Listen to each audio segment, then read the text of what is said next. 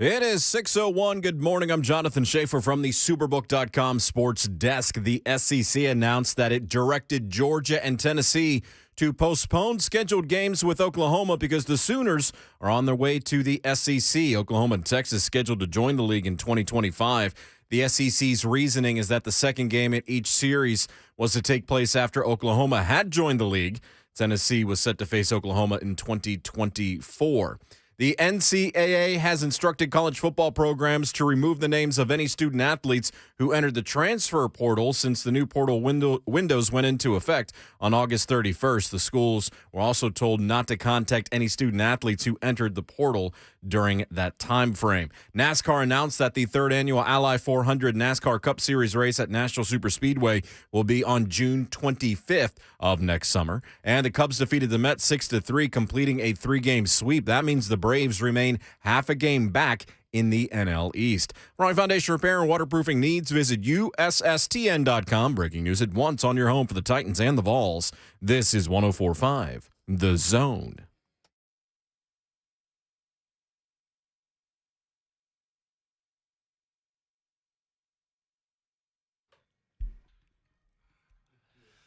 A very happy Thursday morning to you in Music City, USA. One day closer to Monday Night Football for the Tennessee Titans and Buffalo Bills, and football back again tonight. They decided week one, we're going to let you do it again. Yeah. A week later, not just a one-off, and we're very happy about that. Alongside Ramon Foster, I'm Will Bowling. Jonathan Schaefer makes the show happen. The best producer in the world. That's what many are saying. Not me, but many. We are Ramon and Will, powered by All Four Seasons Garage Doors here in Nashville. Freaking bum. Full squad on a beautiful Thursday morning. Good morning, gentlemen. Good morning, William. Will the Willie boy. Good How are morning, you? man.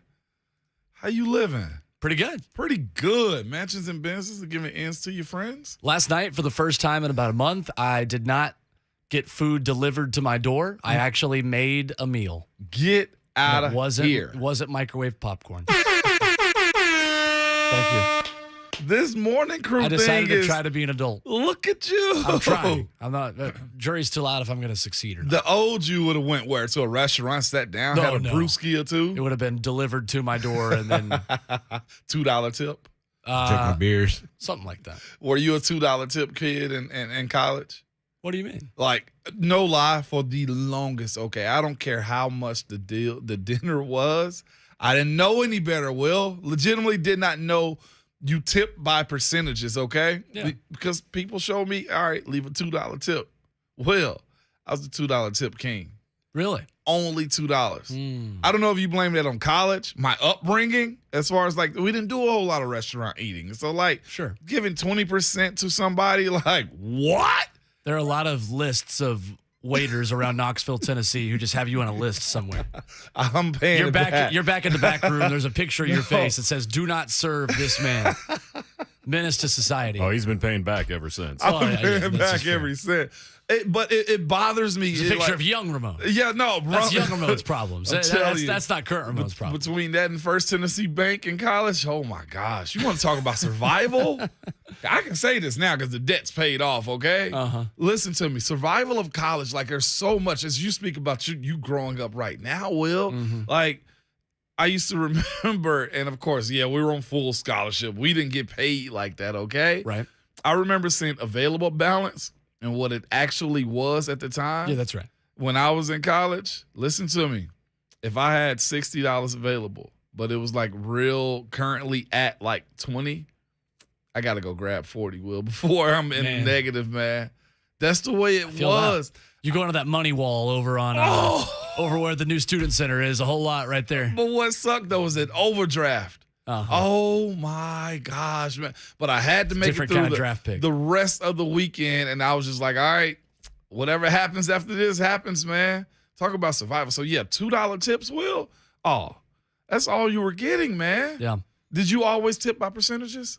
Yeah, I did. You did? I did. I'll tell you, the one place we did do a lot in Knoxville, though, was the Oscars chicken parm calzone. Yeah. Eat that at like 2 a.m. on the strip. Hey. I say that because, respectfully, that's like one of the 5 places that were the same from when Oscars, you went to Tennessee and when I absolutely. went to Tennessee. Absolutely. Because, look, y'all on the Strip had a much better selection You think so? than when I was there. You had an O'Charlie's, a Chili's, a Buffalo Wild That Wings. was a Peter Pit. All on the Strip right there. You didn't get beat up? No. Really? That turned into like the worst bar that like all the freshmen wanted to use their fake IDs at. It's called Uptown. It was terrible. The hibachi place was really good, too. Yeah, Hibachi Factory. Hibachi That Factory one was was there. pretty good. Yep. Because sure so was. basically the places that overlap from when you and I were there were Half Barrel, Copper Cellar. Copper Cellar, of course. Yeah. Cool Beans. Cool Beans will like the world will end and like the sun's gonna explode at the end of whenever where this fun journey is over. Yeah. Kind of a dark way to start the morning. It is. Good morning, And people. Cool Beans is gonna be standing there just completely fine. The sun could explode and Cool Beans in Knoxville would be just perfectly intact. By far, the one restaurant I have to have whenever we go to Knoxville, and we're going up, Copper Cellar. Copper Cellar is great. What do you get there? Just the wings. I don't care the about Thunder Road wings. Yes, Dude, they're so good. I don't care about anything. literally You so ever good. wait till you see a Ron Slate order of wings from there? Oh, I've seen They've it. seen we it. Did, we saw it. Well, that's Oh yeah. because Kirby and everyone at the station still wants to tar and feather us for having like a little speck of the Thunder Road wing sauce on the tablecloth, which is again we gave 3HL content for like 2 months because there was a little speck of wing sauce on their tablecloth. Listen, shape is funny. Their tablecloth on our tablecloth. Good morning. Good morning. We were talking about last year. Jonathan when we Schaefer sprinted to the microphone. I thought he was going to scold me real quick. No, Ramon was going to say something. No, too. when we went up for the Ole Miss game last year, we went to Calhoun's, which is Copper Cellar's sister restaurant. And Schaefer was talking about appetizers. He's like, I love appetizers. I just don't like paying for appetizers. Yeah, that's what I said before the show today. I'm an appetizer guy. I Yeah. love appetizers. I don't like Appetizer paying guy. appetizer prices when the appetizers are often close to the price of your main meal. Yes, it is. Part of the issues I had, one of the many issues I had when I was still running, You still have plenty of You got issues. plenty of issues. is that with I it. would only eat like 1.5 meals a day. But the meal that I would eat, I would just like get whatever I wanted. Yeah. Because I would usually skip lunch because I was working too much or Yeah. had something going on or like class or like whatever. So I would just like get like a snack. Yeah. But then when I would have dinner, it's like, all right, like we're going appetizer. We're You treated yourself. absolutely. You got to. You get a soup and a salad and then a steak. No, not both. Not both? Wasn't a big like salad guy at that point. I guess I was. Yeah, I was you kind of were. I was Yeah, still you eating were. healthy at that point. Yeah, you were. But But no, the people always tell me, "Mom, we can't go eat with you, man. It's like the appetizers or the dinner." I'm like, "Hey, Like, yeah, and- we're here for a good time." That's why I go and eat with you, because the appetizers are the dinner. But it's funny though, because one thing you know about the appetizers is this: they're usually going to be what you expect them to be. The dinners sometimes is like, "Oh, come on, what are we doing here?" Right. yeah. So here was the deal when we went to Calhoun's last year. Ron and Ramon just start ordering. Well, and people And, just start like, bringing stuff up to y'all too that just know you. Every 5 minutes, there was another plate of food that the rest of us had not known had been ordered. That's right. All of a sudden, another table got slid next to our table, and then there was 4 plates of appetizers, and I loosened up my belt and went, all right, All right, so we're it's in this it- kind of day. We're in it to win it tonight, boys. So the All funny right, thing was let's do it. because we got there early enough and we like ordered food, Yeah. and then Calhoun's like took care of us and then brought out food for us to Yeah. like sample on the air. We were like, oh, we already ordered, but like, absolutely, these burnt ends. We'll try. And the burnt ends were so good. Yeah, they were. So Were they not? Oh my gosh. Actually, they were really good. They were really I good. tried to tell Yeah, y'all early I'm telling on, you. and I was like, "Oh, now you see they're good. Okay, no more for you." But you just never know what the dinner is going to be like, though. Right. At time. And then, of course, it's the old. Well, we'll have leftovers tomorrow. That's always why the appetizers are Oh, okay. yeah. You can get it to go back. you're investing in future meals. Yeah. See That's a future will meal, that? even if it isn't in the moment. I don't know. I kind of have a thing that if I'm ordering a meal at a restaurant, I make it a goal to finish it there. if I Really? can. Yeah. No. Yeah. It's Because just it not doesn't good. taste as good the next day. Nah. Some meals I would argue taste better. Except if Ramon's making steak. I ate it a week later and it was still fantastic. You got to have some. I was gonna say I think my invite was lost in the mail. Apologies. on that. Now, you weren't here yet. You weren't here yet. Okay. I got you though. Okay, how you like your steaks? A medium rare, of course. Medium rare? Okay. Yeah. All right, say less. What, ribeye or filet? Ribeye is my favorite. Okay, ribeye over Big filet. ribeye guy. I like both. You like medium both? rare depends upon the steak. Sometimes you got to go a little more and go medium. The blue cheese crust that I put on top of it, though. Ron doesn't even like blue cheese. Hates I'm it. with I don't Ron. I either. don't like blue cheese. You don't I like don't it either. either? Yeah. The blue cheese crust? Oh, my gosh. It's not overbearing in blue cheese, though. All of this a roundabout way to say that 104.5 The Zone is headed to Knoxville Yeah, we are. next weekend. Yeah. Tennessee and Florida, thanks to Brentwood Hearing Center. out! A sold-out Neyland Stadium will have no roof. It will not. Listen, if y'all think we're annoying, 9 days out from this game? Good Lord. Good you Lord. ain't seen nothing. Last year was my first really true Vols experience. We shared that together. Well, Yeah, as a because fan. I've been there a couple of times Yeah. before. Yeah. But it was the first time. It was really my first Vols experience. Y'all. Yeah. It's Yeah, both. that's right. It's both wonderful and terrifying simultaneously. Dobby boy hit me up, man. Oh, really? Dobbs. Yeah, he was like, hey, my quarterback. if I hold the tailgate, He you're put gonna it on come by. Twitter. Yeah. Yeah. He hit me up. I was like, Dobbs, come on. Who the hell are you think you're talking to, okay? Yes, we're going to be there. And I told him he should come to the VFL one, too. That's right behind the nursing building. We gotta go there after we do our show at You damn Calhoun's right on the we river. are. Listen, we got places to be, okay? Well, the great thing is we got 2 hours for kickoff. I need a golf So, cart, though. Tennessee Can fans, we get a go golf ahead. cart If this you're- time? Hey, you know who to call to make that happen. We're getting a Ronnie golf Bowling? cart this time. Or Bill Martin. Bill, who's Ronnie Bowling's going to make that happen for us I mean, first? if anybody's making something happen in Knoxville, Tennessee, it's that guy. I need a golf cart rental Flex. because we walked Yes. last time. Remember from Calhoun to the stadium, which Yeah. it wasn't. I'll tell you what. I will not be wearing those orange and white Vans again. Okay. Oh yeah, that no, you killed gotta. Hey, it kicked my. This is something where I can tell you've been the one on the field versus the one that's walking to the field. That's exactly You what it don't was. just make footwear choices based on what looks good. You got to find the perfect balance between comfortable. something that looks good, but something you could walk in I'll up say to like this. a mile to the stadium. That walk up the hill. Yeah, Ooh. it got real. So my memory of Calhoun's in college was that was one of the loops we would run when I was still on the cross country team at Tennessee. Is we would run by the river by Calhoun's. yeah. And so we would do like this loop around either the old city or like around Y'all went all the way to the old city. we would go like up the highway, like up what's that Chapman Highway? by force. Yeah, Chapman. And we would go up there, like off one of the exits, and like run down the river and like North Knoxville, all this thing. And then we would come back, and you'd finish up that hill, like up Lake Loudon, going Yeah. up like by the arena, by Neyland Stadium. But I can always remember being at the end of runs, just hating my life, and smelling Calhoun's barbecue and being like, Yeah. I'd much rather be. You in know there what? eating You know what I burnt ends right did? I worked there too. now. Did you really? I say I never had a job because that was only like 3 weeks long. Define work. I did. I worked in the catering department during Christmas break. When we didn't make a bowl game in 2005, I had no cash to go home. I remember that. They hooked me up for a job at Calhoun's, the catering department. I did like, damn, them 30 Christmas parties, man. Clearly pre-NIL days. Definitely pre-NIL days. My checks, I was so disappointed. I was like, I got to go sell drugs or something. Whoa, all right. Wow. Okay. 614. Awesome. I can't. Good Lord. I have never and will not. But when I was getting, What do you I mean, was like like, Tums, like yeah, over the, you're telling Tums and Tylenol, Pepsid yeah. AC and Tylenol. Yeah, is that federal too? Next I was like, my golly, I'm breaking my back in this catering department. Serving people plates. Hey, and, Mo, You're yeah. ridiculous. Oh, I know. Nobody's feeling sorry for me. Did you hear that siren? Hey, did you hear the siren on the way over here? I think the ambulance was making its It way to the was. studio to I pick you up. working in construction from the ages of 11 to I- 21. Oh, I worked so little, man. My tax return was like 10 cents. No lie. hey, you've been making up for that too. Yeah, if you hear the siren around around downtown Nashville, it's the ambulance coming to pick up Ramon Foster. Coming up next, guy.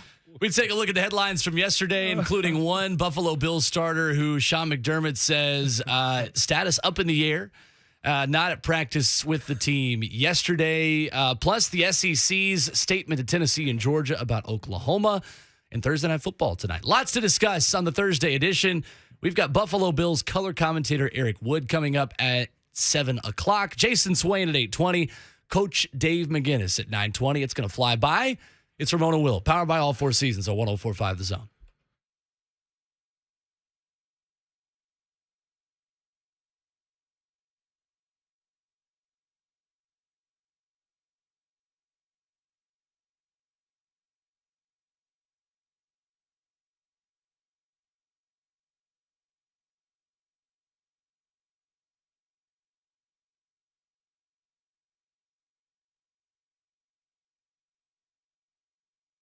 As leaders in disaster cleanup and restoration, the pros at Servpro are prepared for anything, such as the relief valve on your water heater failing, pouring gallons of water into your finished basement, or an electrical shortage in your office that causes extensive smoke, fire, and water damage, or that musty odor indicating you might have a mold problem. You need a lot more than help sometimes cleaning up, and that's when you contact Servpro. They have the equipment and expertise to clean up damage from fire, water, or mold, but they also offer a variety of construction services ranging from drywall patching and document drying, all the way to complete structure rebuilds. Servpro is the call to make to bring your home or business back as good as new and as soon as possible. So call the official Servpro downtown Nashville operators at 800-SERVPRO to see how they can help you get back to like it never even happened. Servpro, cleaning, restoration, construction, and franchises are independently owned and operated.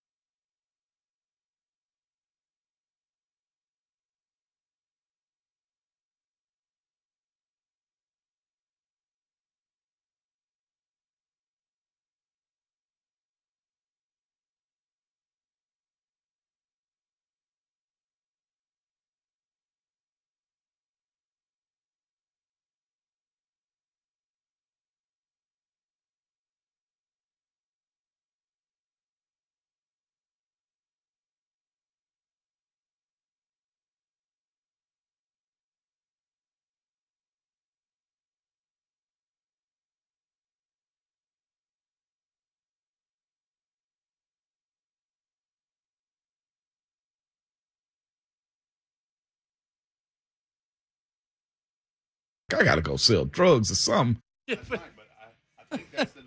It's Ramona Will, powered by all four seasons of 104.5 The Zone.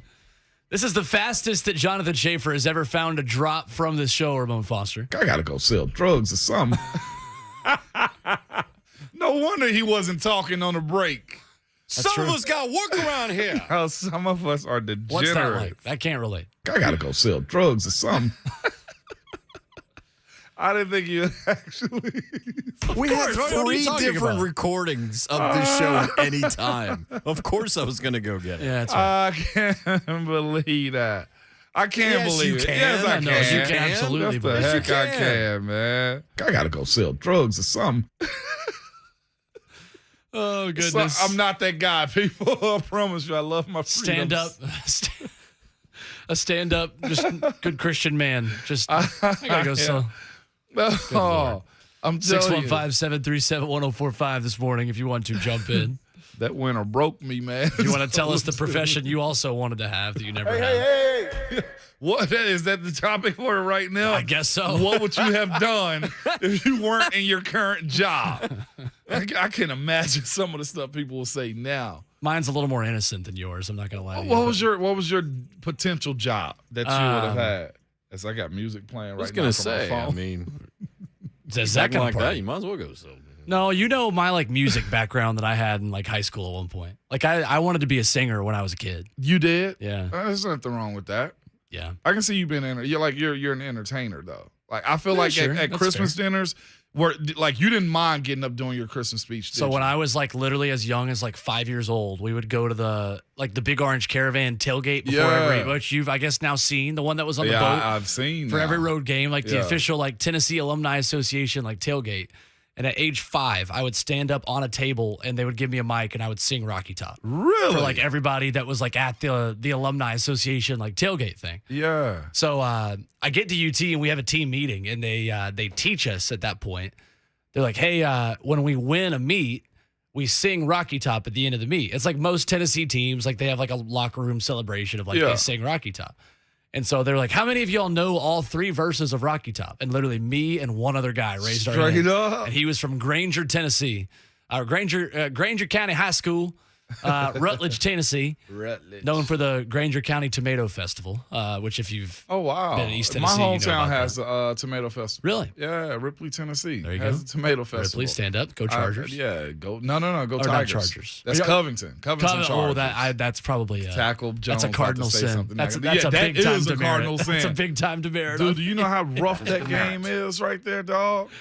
That's Whew. like if you had said I was the NBA? same as if I'd gone to NBA Yeah, no, I know not to disrespect. or just any of the other 100 schools that were within a 5-mile radius of where I was from. Yeah, no, don't do that. Not Covington. Although that's where that's where, except for me and my brothers, me and Renardo are the only ones that graduate from Ripley High School. No, me, Renardo. Yeah, only my family graduated from Ripley. Everybody Okay. else is Covington. There you go. Yeah, we're the only ones that have NFL. Good players, football over though. there. Yeah, it is really good football. Yeah. There, legitimate. Yesterday, Sean McDermott talking with the media saying Ed Oliver would not be practicing with the team. Yeah. Something to monitor for the Titans on Monday night in Buffalo. Oliver injured his ankle in the second quarter on Thursday Night Football against the Los Angeles Rams. Listed probable as return. Attempted to play after the half, but was forced to leave the game a second time early in the third quarter. So he did not return again in that game, was seen in a walking boot afterwards. McDermott saying last week he was just kind of sore, working his way back from that. Told reporters that defensive tackle Tim Settle will also not practice, did not, and didn't really give any more details on that. So the 2 healthy options then for Buffalo, Jordan Phillips and Daequan Jones, who we talked about at length yesterday on Scout Meeting Wednesday. Yes, indeed. Jordan Phillips, big body guy, man. Very prideful in what he does. I'm still not sure why he got cut from Arizona or released from Arizona. He got the big old bag there too, man. I was actually kind of I wasn't shocked, but I was like, okay, I couldn't believe he's actually leaving Buffalo, man. Solid dude, though. You gotta be on. He reminds me a lot of Akeem Hicks. Okay, like that's who he reminds me of. A guy that knows he's a big dude and loves to take advantage of people that don't respect his athleticism. Daequan, we know who he is too. He's made 2 stops now since leaving the Titans. Yeah, with Carolina and Buffalo. They liked him in Carolina too, from my understanding. And of course, he'll be playing that role in Buffalo this year too. So you got some big body dudes you got to move around. You know how that is, man. Teams that usually have good run attacks usually invest in good defensive run stopping too, stoppers. So I'll be interested to see how those 2 dudes, if Ed Oliver can't play this weekend. Thing about Ed Oliver, undersized. He looked like he has gained that NFL weight, you know. He's a beast at Houston. Oh my gosh, he was top 10 pick, number 8, if I'm not mistaken. I remember going up against some very ambitious guy his rookie year, man. Well, had to lay down the law a little bit though. Okay, had to show who's boss. We need to get a horn tutor out here. Toot toot. 9th pick in the 2019 NFL draft. He was the 9th pick. But no, a lot of respect for that dude, man. After the game and everything, we chopped it up, and super savvy guy. But high strung. I don't know if he's lived up to what their billing is though in Buffalo, but he's a guy that you want on your team and need on the field too if you're going to stop this Titans offense. So when you watch this Buffalo defense, obviously the pass rush is something that's going to be well documented after that win over the Rams, and getting pressure on 48% of the snaps that the Rams had in week 1. How does their run defense, specifically on the defensive line, compared to the speed they have off the edge in the pass game? The one thing the run defense has, their linebacking play. Yeah. Milano. Yeah. Edmonds, like they are good at it. That's one thing I can say about them. Then, of course, we even heard Rhett speak about their 2 safeties they have. Hoyer, like they have a good group of support behind them. Vaughn isn't in the business of, making those front end run tackles the way he used to be. And it kind of falls on everybody else. They will get upfield, but they're big body guys and they consume so much of you. Sure. And they have a 6'5" middle linebacker. Well, they're flying side to side. Milano is a guy, like I said, is not afraid to stick his face in the fan when it comes down to him doing his job. So it's a matter of making sure that you can secure the first level first, meaning their defensive linemen, but also keeping your eye out on their linebackers like they're not smacking you in the face whenever Derrick Henry gets the ball at the line of scrimmage. That's an interesting matchup. It is. The offensive line for the Titans certainly gets a bigger test. We're going to get into detail in hour number 2 this morning about how specifically you stop Von Miller and what specific challenges Taylor Lewan and Nicholas Petit-Frere are going to see against this Buffalo Bills defense. Because there's a reason why that guy has continued to produce at the level he has, at the age that he has. Last year for the LA Rams, and again this season so far for the Buffalo Bills with a pair of sacks on Thursday Night Football against the Rams in Week 1. So certainly something that we will discuss at length today. And something as well we can get into with Buffalo Bills color commentator and former Pro Bowl lineman, Eric Wood. Yeah, coming up at 7. We got both color commentators, Ramon, of Bills and Titans on their respective radio networks. And Eric Wood at 7 and Coach Dave McGinnis at 9:20 today. Eric Wood, such a solid dude, man. He played with my brother Renardo at Louisville, man. And I never forget Renardo telling me about E. Wood. He was just like, man, this dude going to be nice. And I'm just like, oh, sure, really? Big, he's like 6'5", if I'm not mistaken, like 310. Like E. Wood is a big he's old a center. Yeah, big center. Yeah, but just one of those athlete type of guys that was under that Bobby Petrino regime in Louisville, man. And everybody flourished from there. They had so many guys go to the league off of those teams, man. So I'm interested to hear what he's got to say. And not just that, man. We had Lee Smith on last year, and guys that play in Buffalo have a pride in what Buffalo is was, and like they are very appreciated as guys that kind of laid down that foundation for. He's one of those dudes, one of the few dudes that I'm like, okay, yeah, he's a Bill. It's Eric Wood, and there's also Kyle Williams from LSU. It is certainly something that I think they take the personality of that fan base. Yeah, you do. Spend a couple of years there. We can talk with Eric Wood about that too. He played for 9 years there. And look, I just can't imagine playing in that weather all the time, first of all. You don't even feel it. Really? You don't feel it. I don't believe you. I really don't don't. Feel it, man. It sounds weird to actually say. Only thing that can get cold on you is probably your hands. I was going to say, so I feel like fingers. for kickers and for pass catchers, your hands being that cold has got to be weird. They're wearing those kangaroo pouches, and you know what's inside those kangaroo pouches? Just like heat. The warm hands. Yeah. The wintertime. Like those small skill guys will fill it up. Like it's almost like a friggin' heater in that pouch, man. But on the sideline, it really is. It's a heater in there. But on the sideline, you have the jet heaters. Right. So the best thing about the jet heaters is this. I don't know if people see it. Those jets go into a back part, like there's a hole in the back of it, and it shoots it all the way down, so that everybody can stay warm. But the best part about it is the heat actually comes out through the footholes at the bottom. Oh. So that's why it's really not a big bother as far as playing in those cold games. Unless you're losing too, though, Will. Well, yeah, then it gets annoying. Yeah, unless you were a backup lineman for Tennessee when Butch Jones was there and wouldn't let any of his players wear sleeves because he thought it was a competitive disadvantage. Yeah. Literally. Yeah. He thought if you could grab someone by their sleeve and tackle them by their sleeve. Oh my God. He was like, no, that's putting us at a disadvantage. You know what that is? That's overthinking it. Yeah, right. Like, why are you that dumb? Like, that ain't it. I know. Like, I know the shirt tucked in thing that can be real. Like, Sure. I've seen people pull it. Sleeves? Out of solidarity, Butch Jones should have also worn short sleeves on the sidelines. Should have wore cut-off sleeves. That would have did him better. Can you imagine him with that farmer's tan right there? Oh, goodness. Just yoked up because he's in the weight room instead of the film room all the time. All right, I should stop. Yeah, on a scale of 1 to stop. Clausen, I think Ramon's pettiness towards Butch Jones, about like a 6. But Butch 6.5. wasn't bad. I'll be real with you. I met Butch, but I'll say this, though. Nice guy off the field. Nice guy, though, but coaches sometimes get me, okay? Goober. Especially, he's Goober. College coaches, though, because you meet them and you're like, you shake their hands, you're like, I should wipe this off. We've got some sanitizer. That was a little bit of Butch because you knew he was selling you on something most of the time. You really did kind of get that used car salesman vibe from him. Yeah, and again, great. I think he means well. I really do. Yeah. His methods in executing it is just a little Couldn't off deal with the at pressure. Could not deal with the pressure. Everybody wants to be king, man. That's right.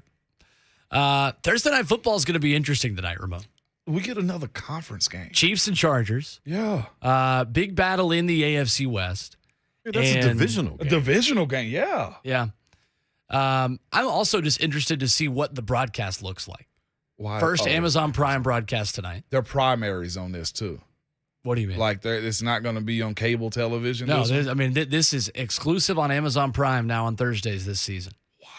I think there are going to be a lot of people. Mom and them is going to have a tough job, tough time with that. Yeah. I'm really going to enjoy Ramon's NFL Plus subscription. I mean, hey. Can you get it on there? Wrong. Yeah, as long as it's nice. Yeah, absolutely. Amazon, I feel like people, Amazon Prime is one of the ones that people have just for buying things. Yeah. Because that translates over to just then it does. being able to watch stuff. I really, the only thing I don't like about the streaming aspect of it, though, is the delay. But I guess if everyone's on the delay, right. That's the worst thing about using the internet TV providers, and I've got one of them. And I tell you what, I do not like being on a minute delay. In the fourth quarter of every game that I watch, I put my phone on Do Not Disturb. Do you? Because someone will call me and be like, "Oh my gosh!" Wait, interception, and I'm just like, hey, I'm 5 plays behind you. 5 plays behind you. It's like yeah. Yeah, you're that guy that gets aggravated.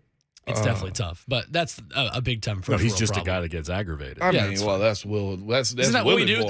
That's what we do for 4 hours a day on this show. Get aggravated to an extent. That's what Buck Rising does for 3 hours a day on his show. Buck has been lighting them on fire lately, man. He really has. Oof. Buck walked in here yesterday and was like, "All right, it's time. I have to yell at them." I'm just like, "Buck, buddy, it's a Wednesday. It's Wednesday, my dudes. What are we doing? I gotta go sell drugs or something." That one is just going to live in infamy, isn't it? Can you imagine getting a tax return to 10 cents? You're still hung up on this, aren't you? I ain't gonna lie to you. I was so mad. You would have been getting a lot better than $2 tips in that line. It's better than the one I had to pay a couple years back. That's fair. Sheesh. Hey. Safe don't care about my problems at all. When we come back, though, let's continue the Chiefs and Chargers preview. This is a really interesting line to me. Just based on the history of this matchup, but also the history of Patrick Mahomes against Justin Herbert.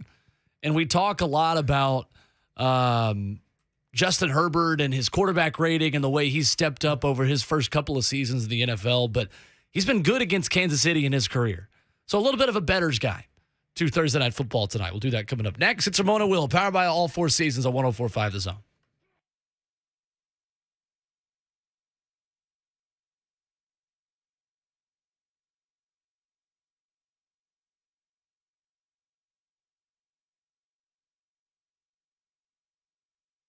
Something awesome is coming to Genesis Diamonds next weekend, September 23rd, 24th, and 25th. It's a 3-day designer engagement ring event showcasing the world's 2 top brands in bridal jewelry, Tacori and Verragio. Tacori from California, Verragio from New York, both flying in their entire lines, including all new rings for this special event. You can explore hundreds of exquisite American-made designer rings. Plus, Genesis will have special incentives, 0 interest financing, and up to $5,000 in instant savings. In addition, Genesis has an expanded selection of GIA-certified diamonds for this 3-day event. All shapes, all sizes, rock bottom prices. This is the best of the best. Every Tacori ring is handcrafted by master artisans with exceptional quality. Every Verragio ring is made by hand with unmatched attention to detail. These are brands that other jewelers only wish they could offer. But at Genesis, they have the entire Tacori and Verragio collection, and they'll be on display next weekend. Don't miss the bridal jewelry event of the year, September 23rd, 24th, and 25th at Genesis Diamonds in Green Hills and Cool Springs.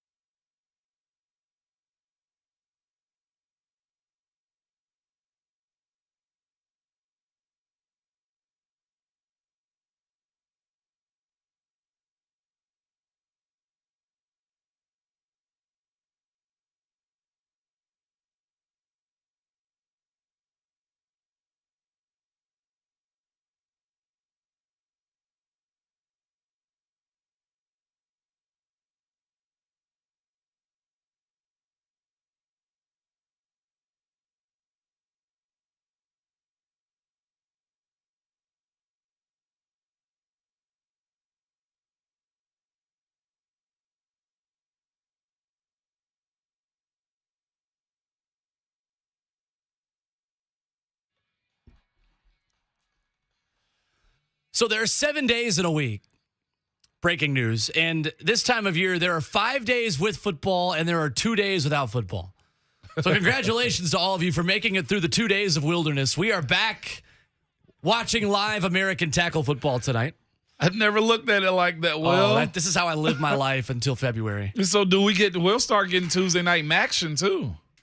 Eventually, yeah. Yeah. Eventually. It's Ramona Will, powered by All Four Seasons Garage Doors on 104.5 The Zone. I got the other guys, Joe Thuney. Joe, that's right. Joe Thuney. Talking about the Kansas City Chiefs offensive line here in the break. Yeah. Because whenever we talk about a game, Ramon Foster immediately says, wait, who's on their line again? Hey, man, don't make me seem like It's a bit much. All right, it matters now, don't it, fellas? I wasn't even insulting you. Jonathan Schaefer just turned what I said into an insult. What? I was just making a statement. Everything's always an insult when we declarative speak sentence. about the offensive line. Nah, well, What? Is that me too? That's Shannon Sharp Shannon Sharp. on the Shannon Manning Cast Sharp. Monday when Nathaniel Hackett tried a 64-yard field goal. What? Yeah, that's right. Thank you, Shannon. Thanks for checking in. He probably think their coach should have a different profession too. He should go sell drugs. Good Lord. So the Chiefs have won 13 of their last 16 games against the artist formerly known as the San Diego Chargers. Now, I of gotta course, go the sell Los drugs Angeles or Chargers. something. There it is. Including Week 15 Thursday night thriller last season in SoFi Stadium. But the last 2 games, Ramon, in Arrowhead Stadium have gone to the Los Angeles Chargers. Really? Which is interesting to me. Chiefs really spread it out well against the Cardinals in a blowout win over the weekend. 6 players had 3 or more catches. And that was the question a lot of us had about this Chiefs team this year was, would they have the continuity from day one at the wide receiver position? Travis Kelce gets 8 catches for 121 on the score. Juju Smith-Schuster and Marquez Valdez-Scantling. They call them the hyphen twins, apparently. Is that their name? That's apparently a thing. Oh, wow. Yeah. Okay. They were pretty good. Sky Moore had a 30-yard catch. Clyde Edwards-Helaire had his first 2-touchdown receiving game. Clyde Edwards-Helaire, by the way, one of the most frustrating fantasy football players to have on your team. Because that guy's the king if I either have like 25 points from him or 2 points from him. So it's an interesting game. I mean, I think Justin Herbert has had some success against Patrick Mahomes and the Chiefs in the past, but I feel like this is a quarterback matchup, Ramon, that people really, really almost, I wouldn't say blow out of proportion a little bit, but Justin Herbert's quarterback rating is not better than Kirk Cousins' quarterback rating. Is it not? The past couple of seasons. Well, Justin Herbert is just a guy everybody's been gushing over, hoping that he gets past bad offensive coordinators and head coaches. Right, because he makes the throws. Yeah, he makes the throws. He makes that one or two throws a game that you only know the top 5% of quarterbacks in the National Football League can make. Yeah, no, he's that dude though. You will not underestimate him whatsoever when it comes down to him being that good at what he does. This will be interesting though, considering it's this early in the season. You got 2 teams. You got the AFC West, which is just loaded with almost everybody. They knocked off an AFC West team last weekend as far as the Chargers goes, beating the Raiders. But with that being said, they're also without Keenan Allen this week or tonight on Thursday Night Football. I'm looking at this and saying to myself, the way Patrick Mahomes came out this past weekend, man, he was 30 of 39. 76.9% completion rate without Tyreek, okay? And mind you this, too. They had a running back that ended up losing having a fumble. Juju had 2 fumbles and lost 1. And they still put up, 39 points just this past weekend? I forget what they won by, but they won still by a very convincing amount. 44-21. Yeah, Sorry about that. Well, of course, they played Arizona. There was people on, couches obviously calling the hots out for Kyler Murray, and Kyler Murray can't see the defense like that. I don't know. Well, Arizona was better in week 1 last year. That's for sure. Yeah, definitely. Not as good in week 1 this year. That's not this. But looking at the way they picked up, Travis Kelce, 121 yards receiving. Okay? That says a whole lot about what they got going on in general, man. Juju had a heck of a day for him, and MVS did too. I guarantee you Aaron Rodgers would love to have him back right now. I would agree. Sucks to be him. It's interesting, though, Ramon, that only one quarterback has defeated Kansas City twice since the start of the 2020 season. Justin Herbert. Justin Herbert. So for all the people that want to make Justin Herbert into the star that he could be down the road in the National Football League, he's not that now. Not yet. In my opinion. Now, obviously, he's got a chance to be a special quarterback, and he's got arm talent that not a lot of guys in the National Football League have. But he does have 2 wins over Kansas City since the start of the 2020 season. And I think Khalil Mack ends up making a really big difference in this football game. Khalil Mack, 100%. Mack and Bosa.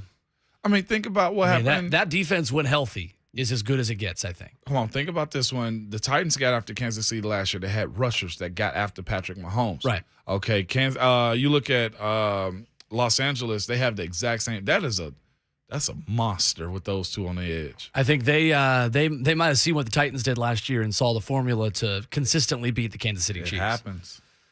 No doubt about it. When we come back, we talk with the color commentator for the Bills radio network. Eric Wood joins us. Played in Buffalo, a former Pro Bowl center for the Buffalo Bills. We get his perspective on this matchup. And against my better judgment, another offensive lineman joins the show. Coming up next. 1 hour down, 3 more to go. It's Ramona Will, powered by all 4 seasons on 104.5 The Zone.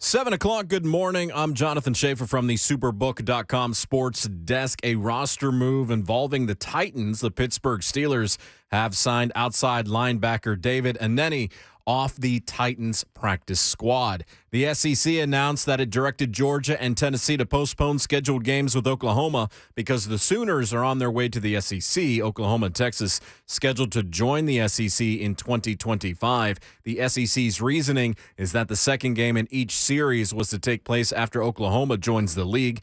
Tennessee was set to face Oklahoma in 2024. NASCAR announced that the third annual Ally 400 NASCAR Cup Series race at National Superspeedway will be on June 25th of 2023. Thursday night football, the Chargers are at Kansas City to take on the Chiefs. Kickoff at 7:15.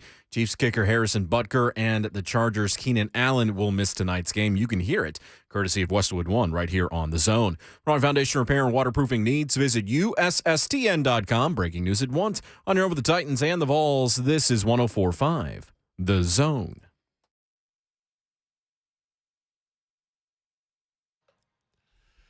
Thursday edition of Ramon and Will, powered by All Four Seasons Garage Doors here in Nashville. Crew's all here.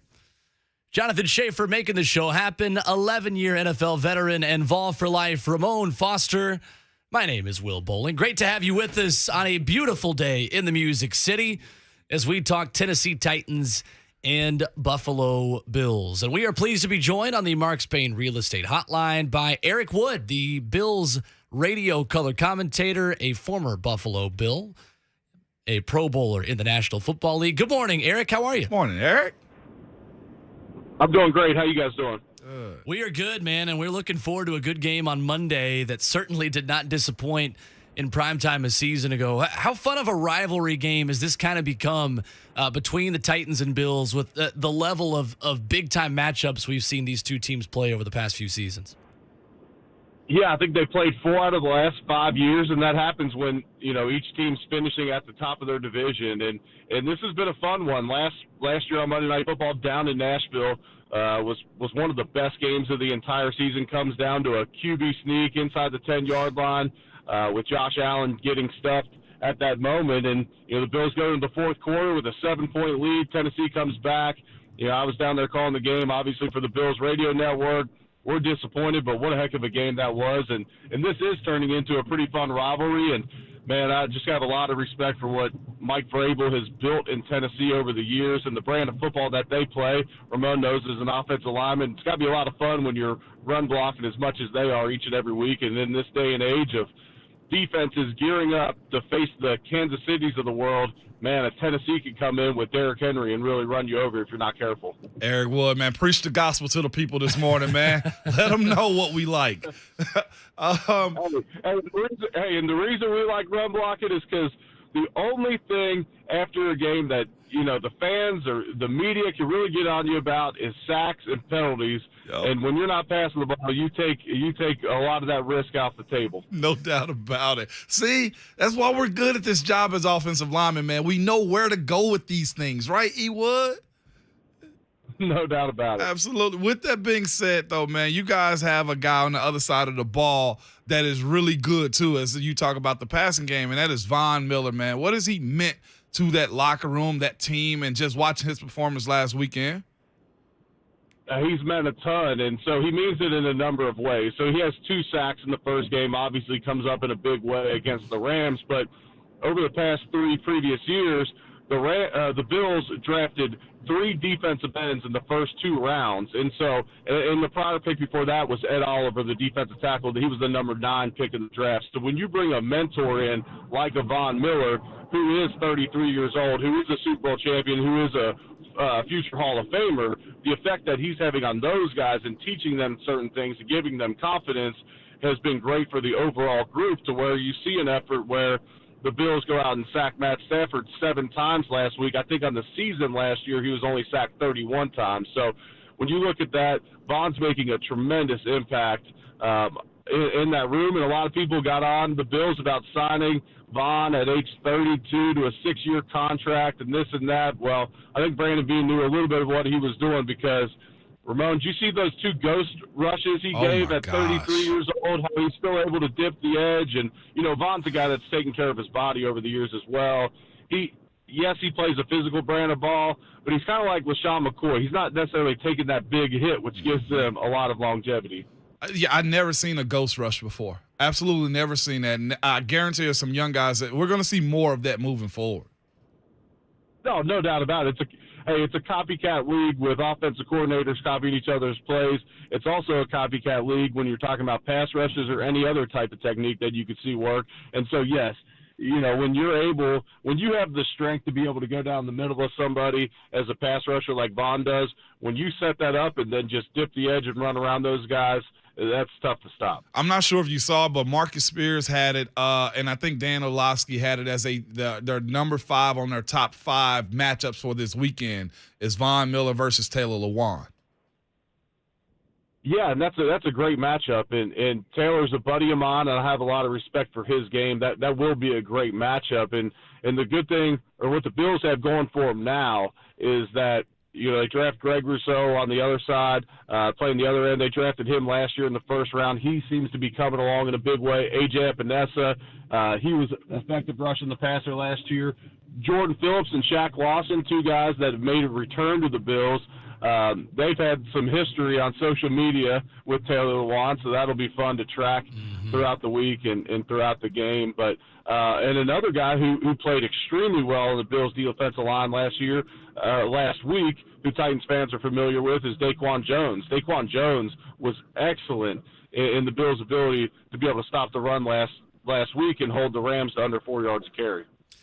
Eric Wood from the Bills Radio Network with us here this morning on Ramon and Will. Talking about that defensive line, Jordan Phillips has a monster performance for Buffalo in that win over the LA Rams, 1.5 sacks. He had 3 sacks all of last season. How impressed were you with the way he was able to play on Thursday?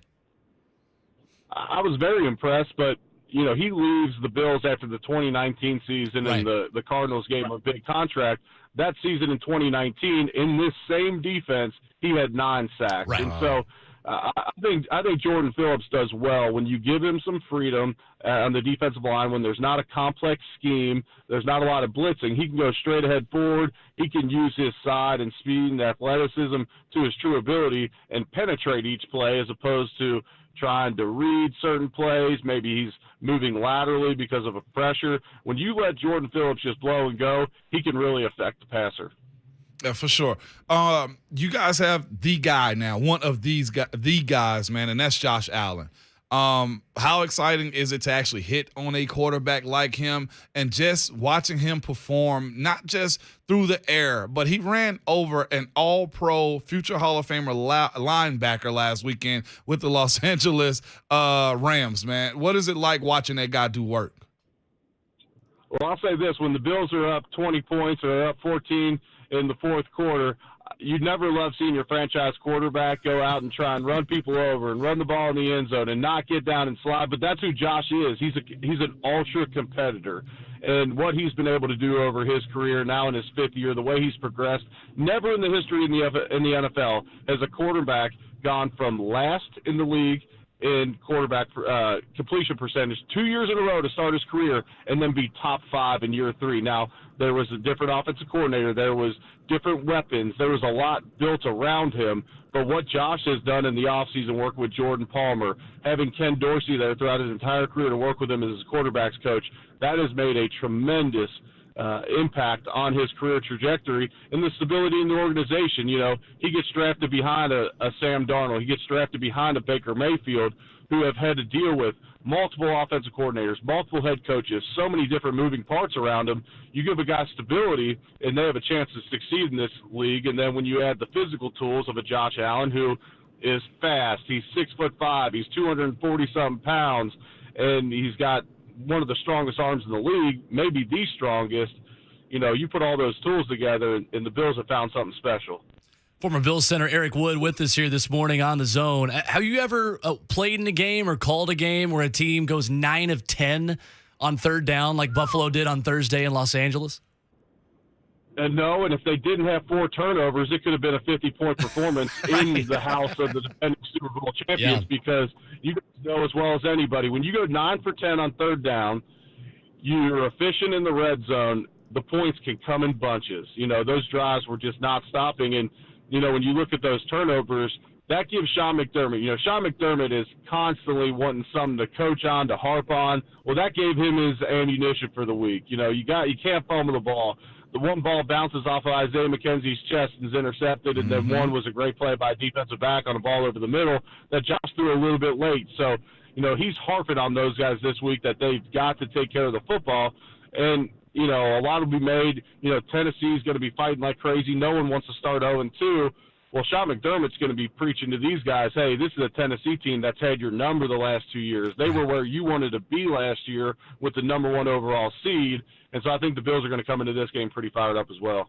So, Eric, I went to middle school through high school with Dawson Knox. I know I talk a lot about his really cool story and his family. And I know there are a lot of people in this city that are always rooting for that guy with his story being a walk-on at Ole Miss to becoming one of the best tight ends of the NFL, tied for second among tight ends with 9 touchdown catches a season ago. You expect to see more of him on Monday night against his hometown team? Yeah, you know, it's interesting because the Bills have so many weapons that I think it's going to be just whoever ends up, whatever the best matchup is week to week.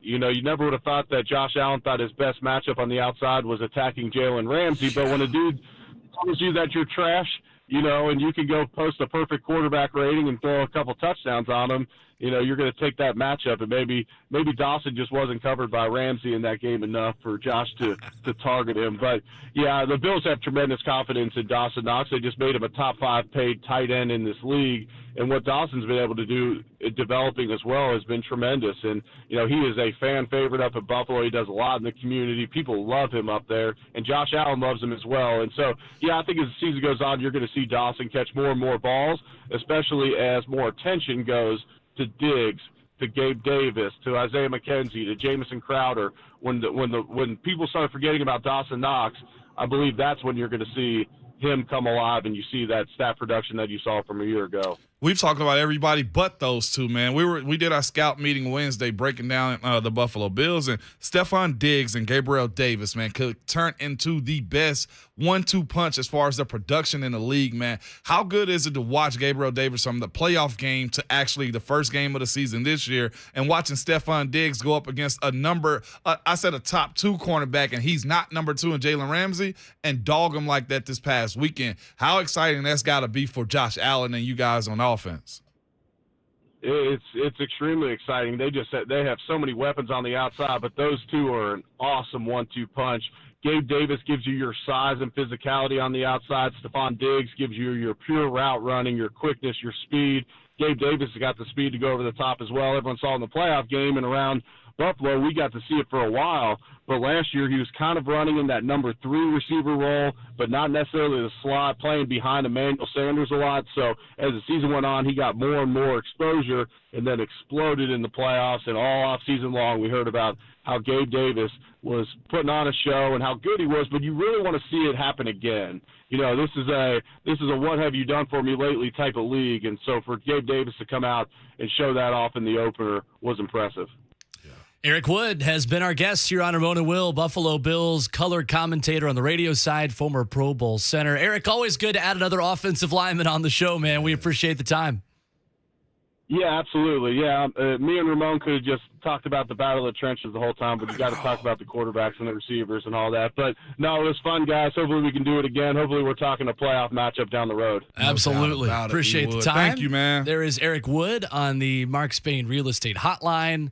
Look, somebody's got to make you talk about a skill position, guys. I was forced to. I didn't even get a chance. Like, legitimately, I felt forced to talk about skill guys, man. I wouldn't even hit on Sappho being there. Like, it's so many other older linebackers. Like, that's a good conversation. Believe you, Ramon Foster. So let's continue the discussion when we come back, Ramon. And I want to get the offensive lineman's perspective on blocking Von Miller. I can tell you about that. What makes this guy so special in his 30s at still rushing the quarterback, and the specific other matchups the Tennessee Titans have to win one-on-one in order to pull off the upset over the Buffalo Bills. We'll do that and much, much more. Coming up next, it's Ramona Will, powered by All Four Seasons of 104.5 The Zone.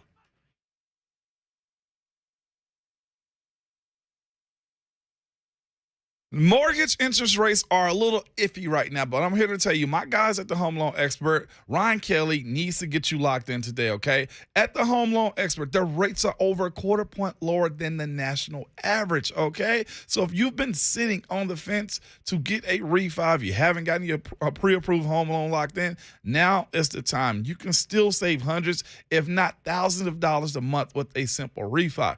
You can pay off some credit card debt, okay? You can make that home remodeling project a reality, or simply stick some cash in the bank and stop living paycheck to paycheck. Their clients receive, on average, over $54,000 in a simple cash out refi with the Home Loan Expert. And this is another part that the Home Loan Expert and Ryan Kelly are doing. You know that the housing market is starting to cool a little bit, but the inventory is still low and homes are still selling fast.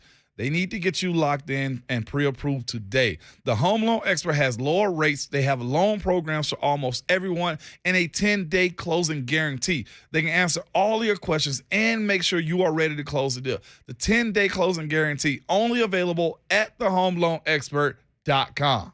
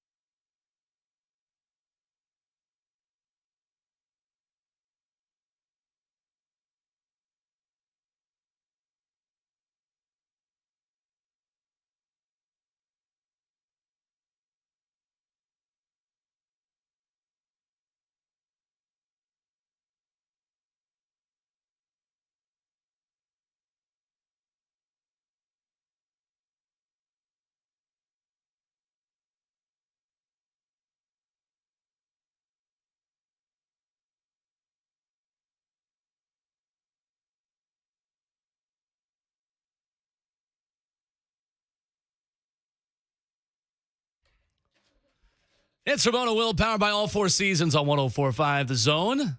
Appreciate Eric Wood giving us a couple of minutes. Yep. Pro Bowl center for the Buffalo Bills, Bills Radio Network color commentator. You can check out that podcast wherever you download audio after the show. Will Bowling, Ramon Foster, Jonathan Schaefer with you this morning, where you can join us at 615-737-1045. Today it is MTSU Ticket Thursday on 104.5 The Zone, and we have got your chance to see MTSU host in-state rival TSU this Saturday in Murfreesboro. This is going to be a good football game between MTSU and TSU, and you can be there. Be caller number 5 right now in order to win a pair of tickets to see MTSU and Tennessee State this Saturday in Murfreesboro. The phone number is 615-737-1045. Caller number 5 right now wins a pair of tickets to see MTSU host Tennessee State this Saturday. That is in Murfreesboro at 615-737-1045. So Ramon Foster, talking about the Buffalo Bills, talking about the particular edge rusher that they have in Von Miller. What makes this guy so good at age 33?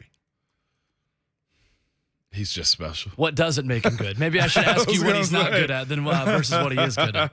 He's just special. Like I remember I got a good buddy of mine that was with Denver when he came in, and this guy was also a first-round draft pick too. Yep. And I never forget, he was just like, yeah, I probably won't be here for too much longer. Really? Couldn't even be mad at what Von Miller was. Now, I'll be completely honest with you. I didn't know much of Von Miller. They were with the Big 12 then, right?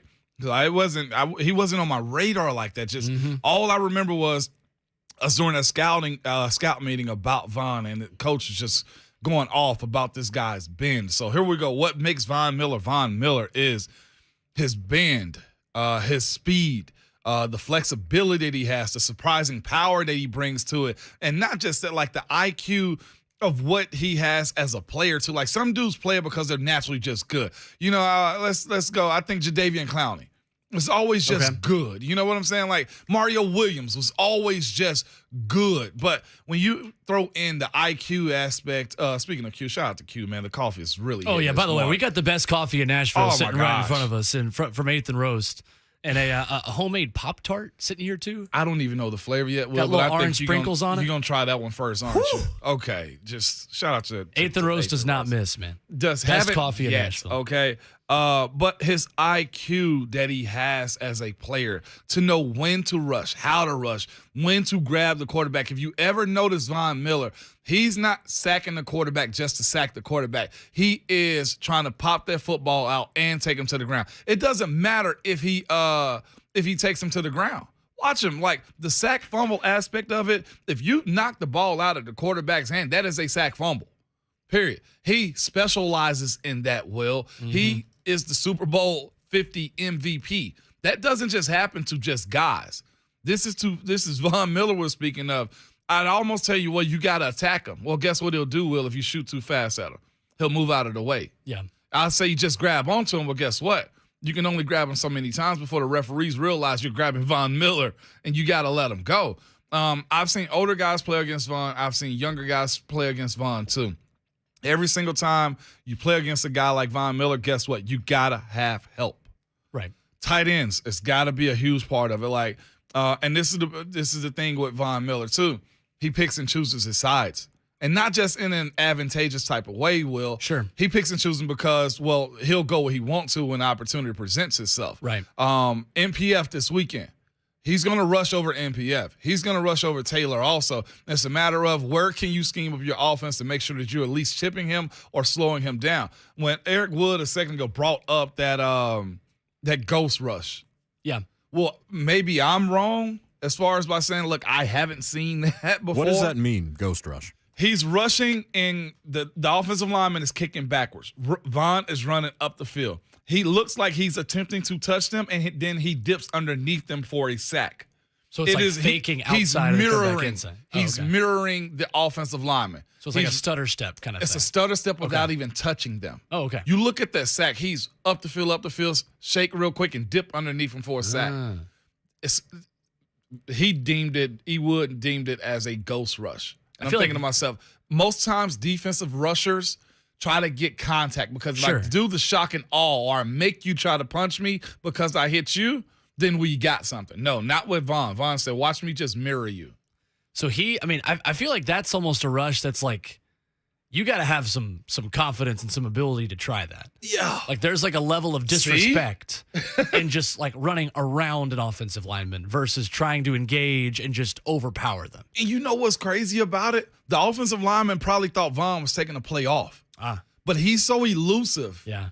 And he has the flexibility of Simone Biles. Oh, wow.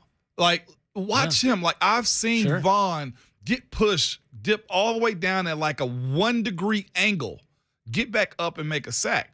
Like, I'm not saying this to actually just big him up and be like, oh, it's the end of the world.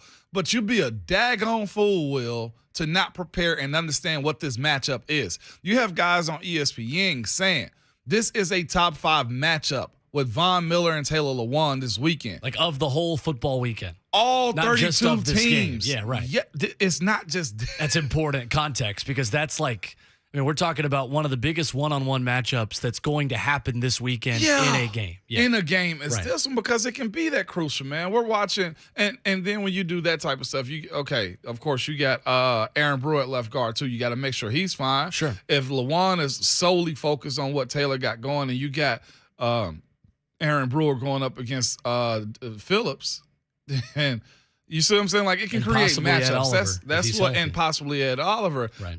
That's one thing that Eric Wood brought up when he came on with us. Like, he brings a dynamic of showing guys this is what you do when you're that type of rusher. Sure. And those guys have actually started to grow up a little bit when we start speaking about Gregory Rizzo. But with that being said, he's not invincible. Okay, Right. You can go at him. I remember the way we had to block him when we played in Denver. Like, it was, all right, go grab him if you can. The next guy go clean him up.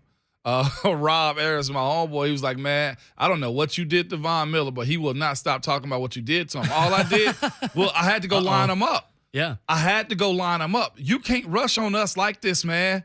I'm sorry. You got to send a message early. I know you're great, but I got to deplete you right now. So that's interesting. You talking about the Taylor Lewan matchup. Yeah. What you're telling me is that the guard play is essential against a guy that fast. Yes, sir. Because your recovery speed to the inside as the helper Oh, my God. has to match the recovery, has to just match the rush speed of what he's giving you on the outside. 100%, Yeah. Will. Like, and this is the thing about it. If Brewer is setting on the 3 technique and the 3 technique goes to Ben Jones, eyes left. Don't even hesitate. Yeah. Because the moment of hesitation means Von Miller Yeah, he's can spin already inside. sacking your quarterback. See right. what I'm saying? Uh-huh. And not just that, though. Von's so quick around the edge that, look, if Taylor's blocking him and he beats Taylor around the edge, well, guess what you have to have? You have to have your head turned around because you might be the guy that cleans up Von from grabbing the quarterback because that's all he wants to do. Right. Most quarterbacks get grabbed. What do? Will they go into a shell, right? Uh-huh. Oh, me, oh, Turtle. my. They go turtle shell. Yeah, right. So it's an effort to actually be conscious of that this weekend, not the task that can't be completed. Hey, it's not the impossible, but you be an idiot to not actually pay attention to what he's got going on this Right. weekend. 615-737-1045 is the number this morning if you want to jump in as we break down the veteran edge rusher Von Miller and what he will show the Tennessee Titans on Monday Night Football. It's really interesting, too, Ramon, when you talk about the efficiency of what Von Miller is at age 33 in this thing. 11-year veteran. He's not going to play every single snap. No. He's not going to play close to every single snap. And when you hear Eric Wood talk about A.J. Ebenesa and Gregory Rousseau and the different pieces that Buffalo has on defense within the depth, I mean, they roll 6, 7 deep on this defensive line. Von Miller only had 25 pass rush snaps against the Los Angeles Rams. Yeah. He beat his blocker once every 5 snaps that he played, according to Pro Football Focus on Thursday Night Football against the Los Angeles Rams last week. Efficient. It's a level of efficiency that he hasn't had to have in his career because he's been out there so much. Yeah. He's getting more and more efficient as time goes because the drop-off isn't really there for him yet. No. Because you are on the front end not giving him as many snaps so as to keep him more durable over the course of an entire season. Yeah, and not just that, though. He's at a place that absolutely wanted him. And I know it's the obvious, man. Everybody wants Von Miller. That's true. You remember this offseason had a little – it wasn't controversy. I guess it was confusion.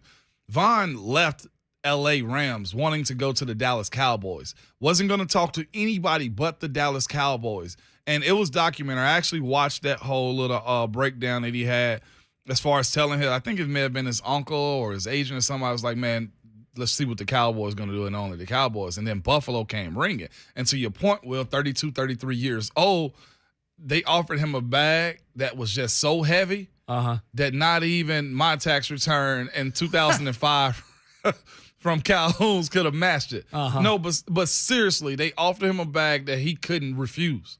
And because of that, I'm sure they had the conversation, well, you have to do, well, I want to do this. Yes, Von. I need to do this. Yes, Von. Whatever you say, Von. Whatever you say, Von. Same thing the Rams told him last year when they traded for him. Exactly. Yeah, right. And so, like you said, that rep count, that pitch count is crucial for a guy like that. And this is the thing, too, Will. Defenders don't have to play every time.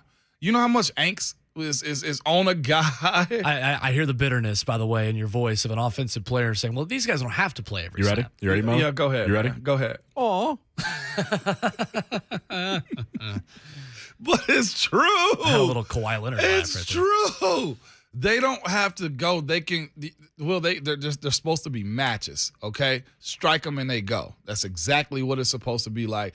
And he's doing that. And he's also with a team that has enough youthful talent that he's afforded to do those things too. He couldn't go to. I honestly don't know if he could have went to the Cowboys and be this productive. He couldn't have probably gone to the Titans and been this He productive. really could have, but were they going to offer that back? No, yeah. Okay, like we got to think about what's. It's a different kind of defensive mentality than what the Tennessee Titans have at the edge rusher position. Yeah. Titans want Harold Landry on the field a lot when he's healthy and out there, of course. They want Bud Dupree out there a whole lot of snaps. You know, even Rashad Weaver at this point, a guy that's getting a lot of snaps and is being asked to do many different things. Yeah. The Titans and Bills kind of have that front multiplicity, but in two different ways, right? Yeah, 100%. The Bills do so by putting different guys in the same positions. The Tennessee Titans do it by putting the same guys in different spots. Right. They switch up, the lanes where Daequan Jones is rushing from and switching Rashad Weaver inside and outside and, switching the sides that those guys are on. And it worked. Yeah, it does. absolutely worked against the New York Giants, especially in that first half. But I think this game is ultimately for the Titans. It has to be. It can't be a big drop off from what you had against New York. No. Because you're coming off a game where you won at the line of scrimmage in the pass protection game on offense. You didn't win the football game. Right. How many times last season did we say the Titans lost this game because they didn't keep Ryan Tannehill upright, and he made mistakes as a result? They did that. That was the number one formula for this team not succeeding a season ago. So this is a much, much bigger test for this offensive line than what you saw without the New York Giants and their top two edge rushers. Exactly, and you're on the road this weekend. Buffalo fans are going to be piped up. This is a rivalry game. Yeah, you got to kind of say that. This is a rivalry game. You have to now. No doubt about it. Yeah, and not just that, man. It's rare that you get the return a favor, let me stop saying return a favor as if they're gonna win. It's rare that you get the same scenario as you were in the last year against an opponent, right? Okay, other than an interdivisional game, right? Like Colts and Titans playing each other on Sunday Night Football. Okay, well we can probably get that game next year. This is a different division against a different team. And you're saying to yourself, oh, we're going to run this back again on primetime night TV? Oh, bet. What, you know what I'm saying? What bet? ESPN said, I'll have another one. I'll have another one of them. And now you got to go to their place.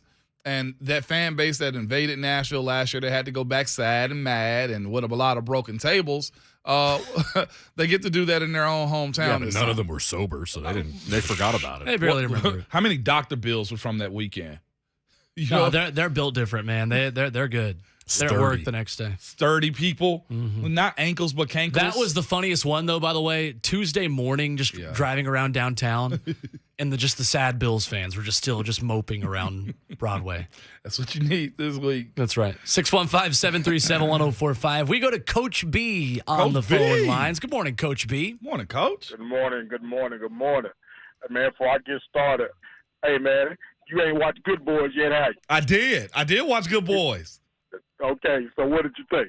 I thought it was hilarious, man. The scenarios was good. It's nothing but the homies, man. That's all I could think of. Was like, I might have a friend group like this. Man, what? Hey, man, hilarious. Kids now. Yeah, Just yeah. hilarious. But, man, look here.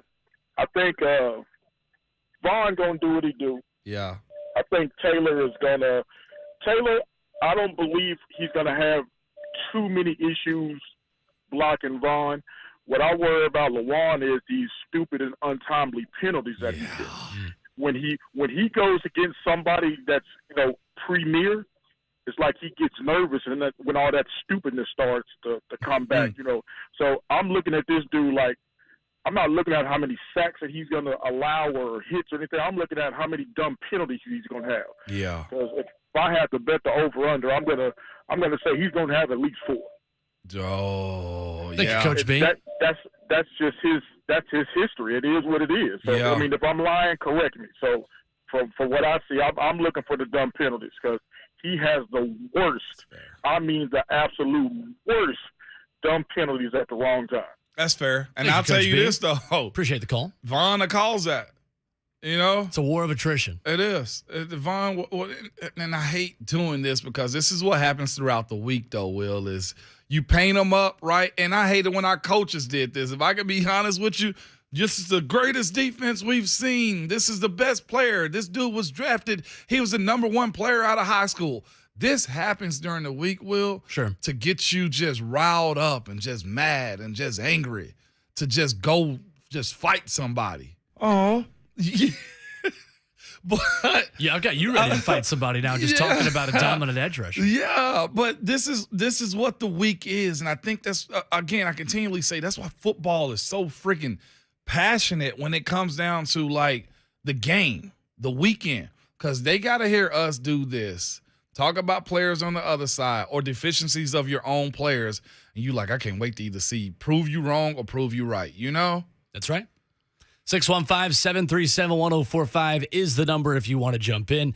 Tough to find weaknesses in the Buffalo Bills through 1 week. But when we come back, Ramon, we give you the matchup the Titans are most likely to win based on some inexperience the Buffalo Bills have on defense. We mentioned this a little bit yesterday. I'm going to give you the snap count of 2 specific guys the Titans can beat in the secondary. Okay.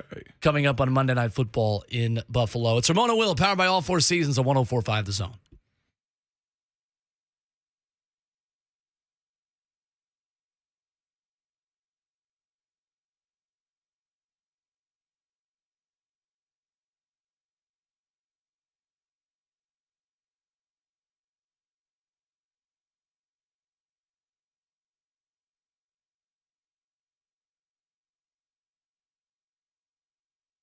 Summer's over, but that joint pain is still there, and it's time to do something about it. Finally, okay? And it's Ramon Foster, and I want you to call QC Kinetics today.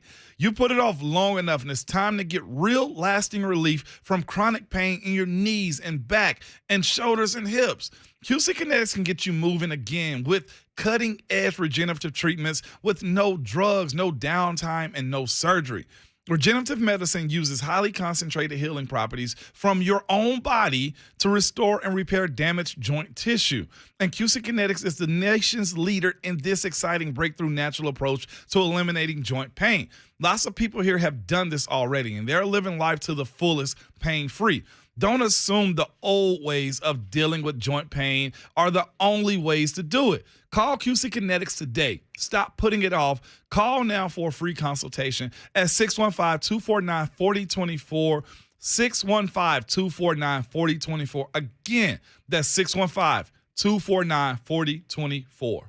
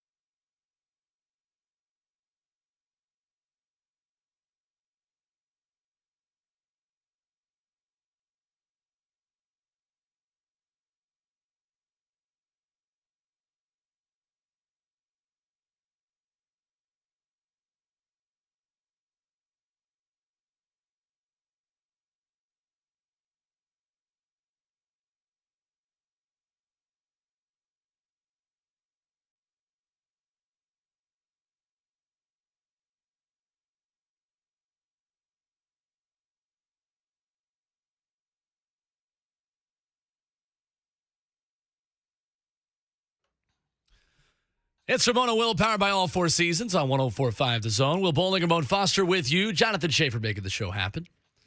Coming up, Jayson Swain at 8:20. We will get a report out of Knoxville with him. And we talked to Eric Kane the other day about only 5 receivers playing for the Vols against Pittsburgh. Who is that next guy that he thinks needs to step up? Looking forward to talking with him. You can join us at 615-737-1045, where we go back to the phones to Curtis in Nashville, talking Titans and Bills with us this morning. What's going on, Curtis? Morning, Curtis.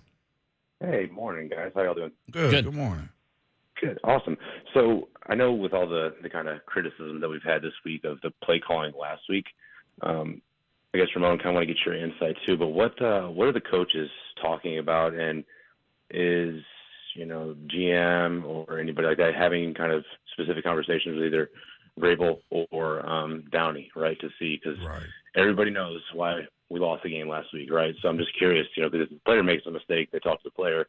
Are they doing the same kind of thing in the coach's office? And I'll hang up and listen in. Thanks, Curtis. That type of stuff does happen because everybody's held accountable. If you've seen Vrabel operate, you know that's probably a conversation. We'll never hear about that. That's the thing, too. Sure. Is, coaches address players usually in press conferences and stuff like that. That's not necessarily the case with the coaches. I'd say this. There was probably a conversation about what's our real plan. Where do we need to be on these types of plays? There's probably a revision of, 3rd and 1 situations, tight red zone situations, and also just the idea of keep it simple. That's usually what coaches do in these type of situations. Not, hey, let's fully implode everything that's going on. But if it's obvious to us, it has to be obvious to people in the room. And let's say this, too. On that play, on that end around that Chig ended up having, too, there was pressure by Taylor up the field, which kind of threw the play off in general. But I went back and reviewed it. I was showing you some stuff. There was still like 3 unblocked guys. I don't know if there were enough bodies to block those guys. I felt like it was 2 linebackers and a corner that was still unblocked. Mind you, not even looking at the D lineman Lawrence. Like Taylor just whiffed on him and threw Chig off of his route, or his run path. There were still 3 unblocked guys. Yep. So the breakdown of what has to happen, I know was explored this week, and you get an extra day to do it. You sure do. And the Titans will be back on the practice field today after being off yesterday. The schedule changing a little bit with the process for Monday Night Football versus a Sunday matchup, of course. The matchup I teased going into the break, the Titans, I feel could be a strong suit for them. Christian Benford and Kair Elam, 2 young cornerbacks that start against the Los Angeles Rams for Buffalo. We talked about this with Rhett Bryan on yesterday's show. Christian Benford started that game on Thursday against the Rams. He played 39 snaps. And then the young man out of Florida, Kair Elam. Rookie Kair Elam, plays 30 snaps. The rotation of those 2 guys, I think, is going to be interesting. It's hard to find one specific weakness about this Buffalo Bills team. We talk about the running back position maybe a little bit. There's nothing close to a Saquon Barkley, of course, at that position for them. But that is a position, I think, Ramon, where Tennessee's wide receivers have got to step up and have got to win. Mm-hmm. And the issue we're talking about is that Ryan Tannehill does not have the time to stand in the pocket and look downfield against Buffalo. He's got less time with Von Miller rushing, but Kair Elam and Christian Benford, the 2 young corners stepping into that spot for Tre'Davious White, who's still recovering from his injury a season ago. That, to me, is a matchup I think the Titans are going to be circling, saying, how do we put these guys in distress within our offense? Got to pick on them.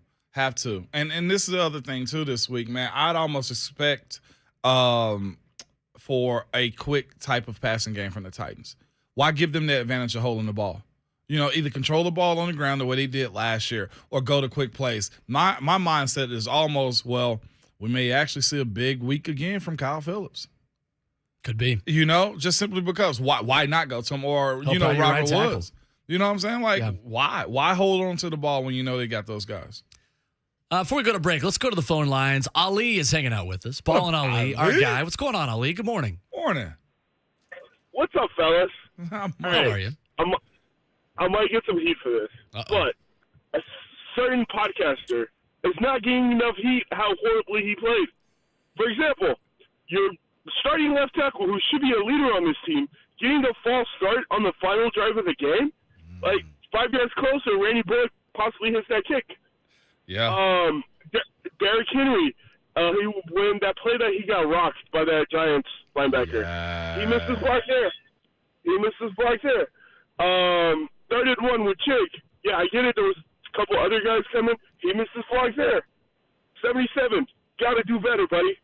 That's true. Ball and Ali, by the way, one aspect of Titans games that is never offsides or false starting or off in any way, shape, or form. The tailgates that you guys had before Tennessee Titans game. How was the first tailgate on Sunday? I mean, hey, we won that, so we're still undefeated at tailgate. That's the only thing we can control. That's crazy. I didn't get an invite. Hey, your invite's been open since last season, Ramon. Didn't even know it. Hey, we'll stop down there. I went down there before the Bengals playoff game last year. Okay. It's I'm telling you. All right. Ball and Ali and his boys have the top tailgate for Tennessee Since they Titans lost, games. you're not allowed to go back again. I know. Yeah, Ball, do I get another invite after that game? Well, you're always welcome. There we go. Thank you for the call, Ball. Thank you, Ale. Appreciate you. He brought up a factor that has to be addressed this week, though. Taylor didn't play bad. I told you, I thought his passing grade was good, but that TFL that he ended up having penetration on his side, people watch too. They're ready with pitchforks in hand. You better believe it. As soon as you get a penalty like that. Halftime of the show. When we come back, we continue to take more of your phone calls at 615-737-1045. Jonathan Schaefer will reset the headlines for you, including a Tennessee Titan who is headed elsewhere from the practice squad. David Anneni officially has a new home in the National Football League. We'll tell you about that coming up next. It's Ramon and Will at halftime on 104.5 The Zone.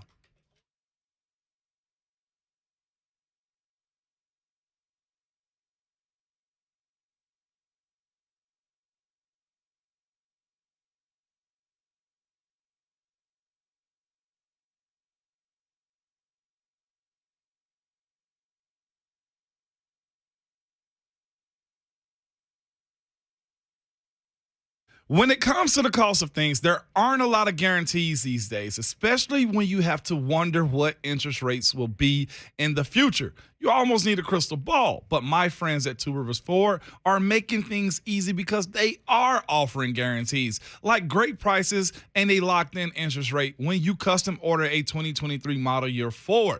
Right now, when you custom order a F-150, an Explorer, Ranger, Edge, Bronco Sport, Escape, or Mustang, they're guaranteed a 2.9% APR for 60 months for all qualified buyers. So you can order now and lock in a great rate for whenever you start paying. Now, that's a peace of mind. Plus, Two Rivers Ford will give you $500 bonus cash on top of their already low prices. So let's recap a little bit.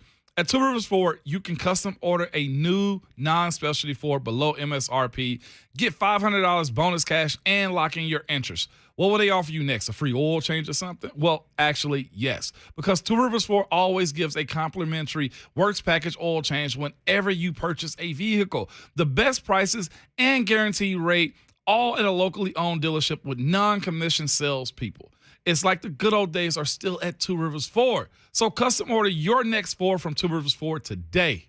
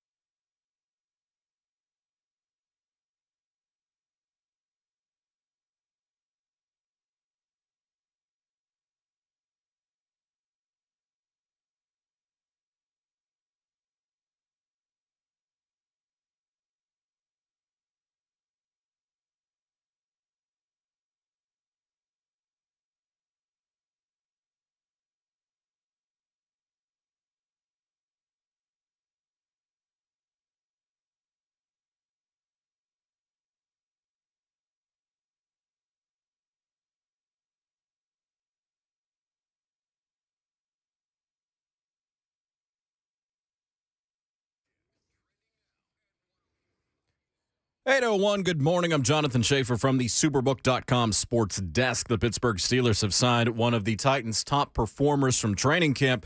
The Steelers have added outside linebacker David Anneni to their 53-man squad by signing him off the Titans practice squad. The SEC announced that it directed Georgia and Tennessee to postpone scheduled games with Oklahoma because the Sooners are on their way to the SEC. Oklahoma and Texas scheduled to join the SEC in 2025. The SEC's reasoning is that the second game in each series was to take place after Oklahoma joins the league. Tennessee was set to face Oklahoma in 2024. Speaking of dates, NASCAR announced that the third annual Ally 400 NASCAR Cup Series race at Nashville Superspeedway will be on June 25th, 2023. The Cubs defeated the Mets 6-3, completing a 3-game sweep of New York. That means the Braves remain half a game back in the NL East. Thursday Night Football tonight, Chargers at Chiefs, kickoff at 7:15. Chiefs kicker Harrison Butker and the Chargers' Keenan Allen will miss tonight's game. You can hear all that action courtesy of Westwood One right here on The Zone. For all your foundation repair and waterproofing needs, visit USSTN.com. Breaking news at once on your Over the Titans and the Vols. This is 104.5 The Zone.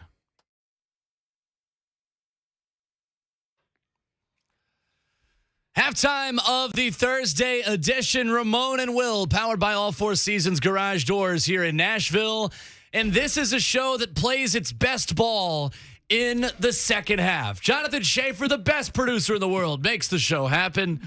Many are saying, not me, but many. And Ramon Foster, the 11-year NFL veteran, along with myself, Will Bowling. You can join us at 615-737-1045. We actually have a skill position player, Ramon, that's going to talk with us in about 15 minutes, and Jayson Swain out of Knoxville. Skill. Someone who also doesn't have to play every single snap of a game. How do you feel about that? Nobody cares about that, man. God. They get enough glory. We got to bring them on the show. We do.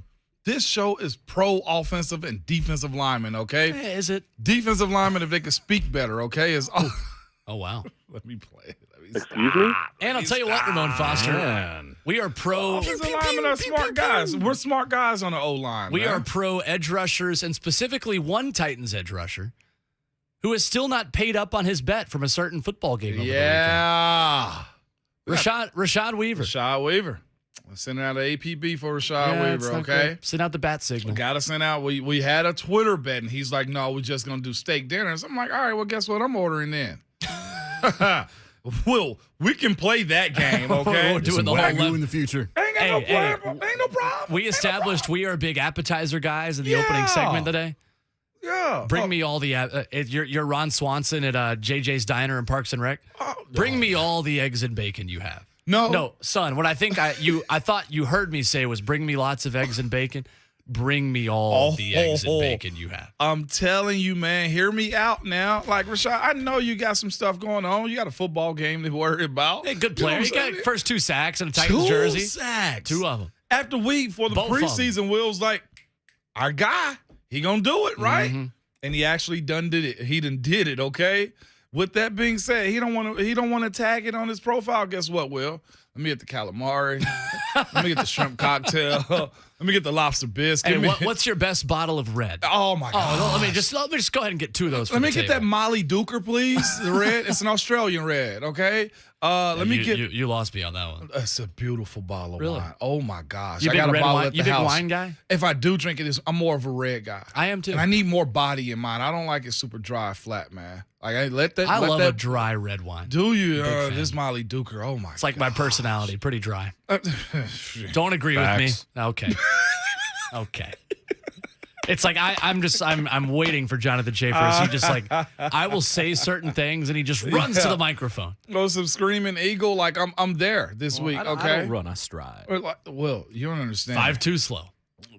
To the microphone. It depends on shape fast, even in flip flops. Nah, man, I'm like 6'2" slow right now. Listen to me. Self-awareness. I'm ordering a bottle of wine. Bring your fanciest decanter, okay? I need this to breathe a little bit. Okay, calamari, shrimp cocktail, lobster bisque. Probably get a Caesar. Order you something, and I'm gonna get a raw steak to go. Oh, That's where I'm at right now. one for here and one to go. Yeah, 100%. All right, Man. good That's to just know. where we at. 615-737-1045 is the number this morning. Titans Bill is on the line to talk with us. Good morning, Titans Bill. Morning, Titans Bill. Good morning, gentlemen. How are you two doing? Good. Good morning. Well, here in Knoxville, it's just as beautiful as it is over there in the Music City. Don't tempt me with a good time. Amen to that. I'll tell you, I believe the Titans is going to be up for this game because last Sunday they were flat. Yeah. Offense was flat. Defense was flat. Special teams was definitely flat. Yeah.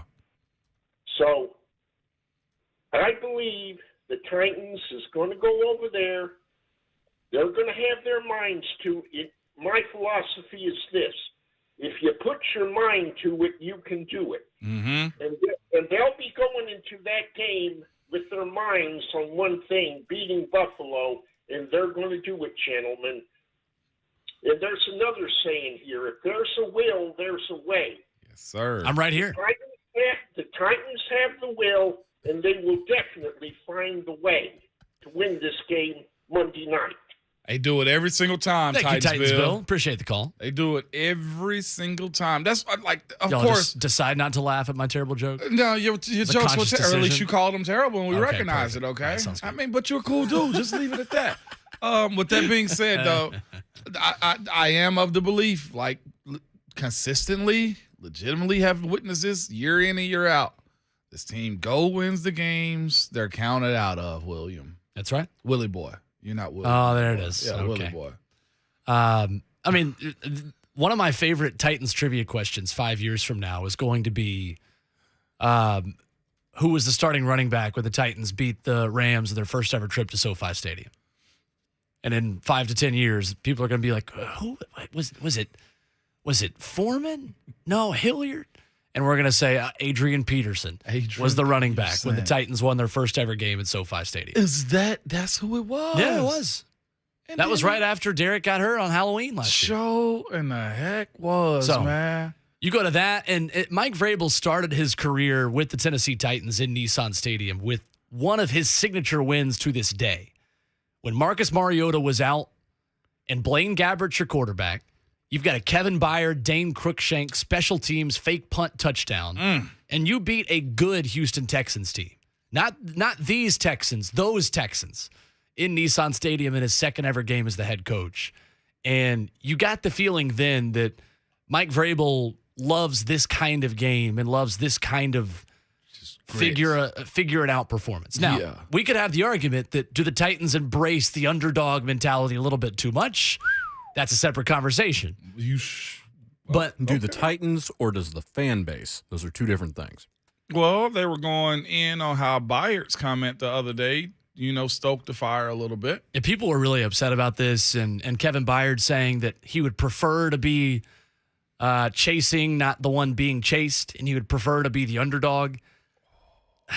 I have a hard time really reading. Do we want to go there? That. We got Swizzy coming up. To me, this is a guy in Kevin Byard who isn't a first-round pick. He went to MTSU out of high school. Yeah. If anyone is going to embrace the underdog role more than most, it's the guy that played at MTSU, the guy that earned his way into being an all-pro safety in this league. Okay. And who kind of fought for it every step of the way. This is the audio of what Kevin Byard had to say that people are, I think, a little too upset about. Well, I think for the most part, we're usually always underdogs. There's not a lot of games, especially against, these type of matchups where we're going to be picked to win. So we're usually going to be underdogs in a lot of situations. But when you're talking about coming off a loss, I think that, we're just critical with ourselves when we lose. It's not like, even when we win, we're critical, but when we lose, we're highly critical of ourselves. And we're a type of team, like I said, I know the type of guys we have in our locker room.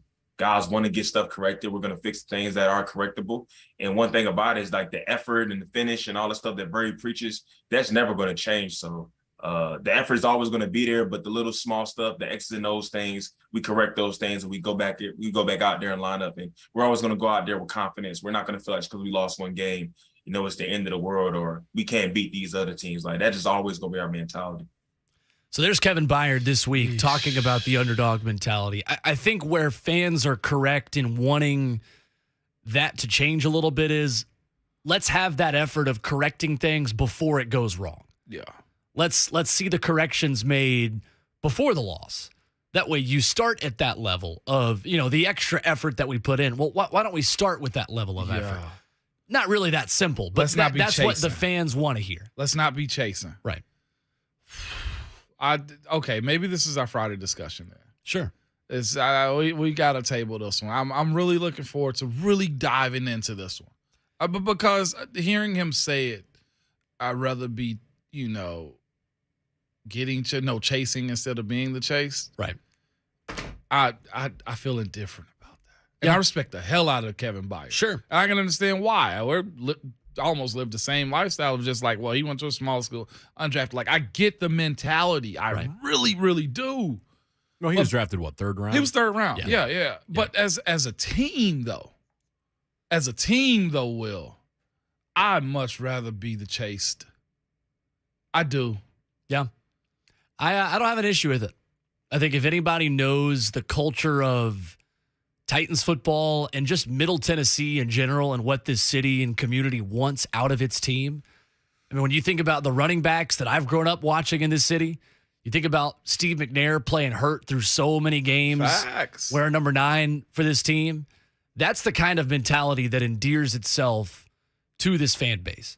I mean, I think you're seeing a shift in what this city and this market wants to identify itself as at this point, saying, hey, this was the case when we were trying to battle for the wild card and, we're chasing in the AFC North and the AFC South starts and, we're trying to battle with Peyton Manning and Andrew Luck and trying to work our way up. Those guys aren't there anymore. No. So you want to see that mentality shift. And it's a longer discussion than we can have. It is because on tomorrow's show. I'm even looking at like the makeup of this defense and who these guys and where they came from. Right. Like Big Jeff, what was he, 17th overall, 19th overall? 19th overall, but still, some say he was top 5.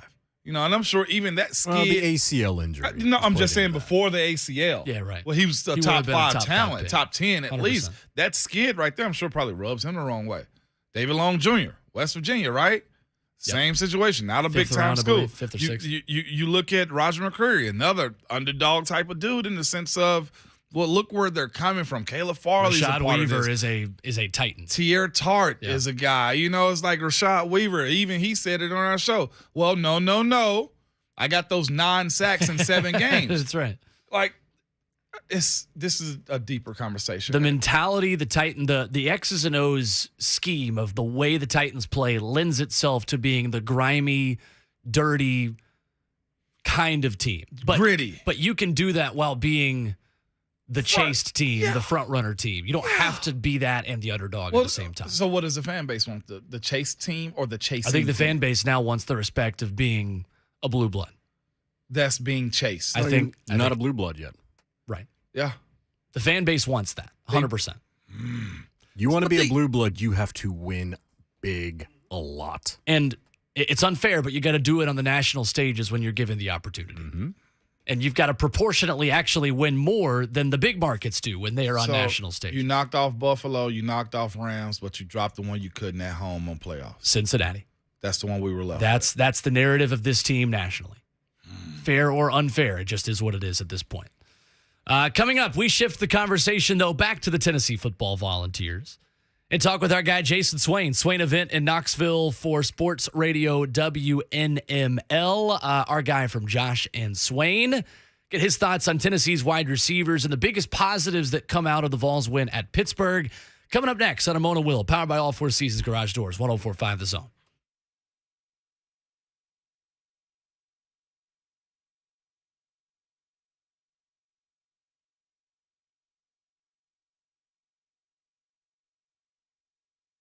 Let's talk about home improvement. Yep, I just heard that groan. I could actually hear you rolling your eyes when I said home improvement because it can take a lot of work. It can take a lot of time. And quite frankly, it's just inconvenient because there's other things that you want to do. I've got the company. I've got the people that can do those things for you. Hey, it's Jonathan Schaefer. Lee Company, home improvement. Put those two things together, and your life is easier. Gutter cleaning, pressure washing, landscape lighting, drywall repairs, tile and carpet, floors, painting, driveway sealing, so many other services. They all fall under the umbrella of Lee Company. So when you call Lee Company, what you're doing is making your life easier. Don't let those home improvement duties drag you down. Don't let them feel so overwhelming and so big. Make the call. Lee Company, 615-567-1000, 615-567-1000. If it's on your home to-do list, Lee Company is here to get it done. 615-567-1000. Lee Company, all you need.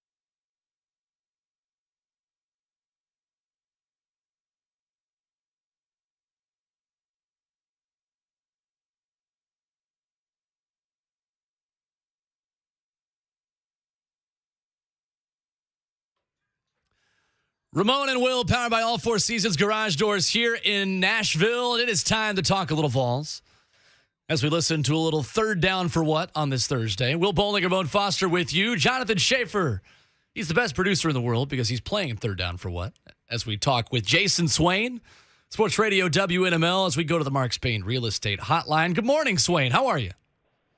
I'm great. Y'all got that thump over there, man. What's that mean? Oh, my goodness. I don't know what Third Down for What even means. It don't even make sense, but that song, boy, get you fired up. Have you heard the actual lyrics? lyrics? Back memories, man. Yeah, it has nothing to do with being in a third down situation.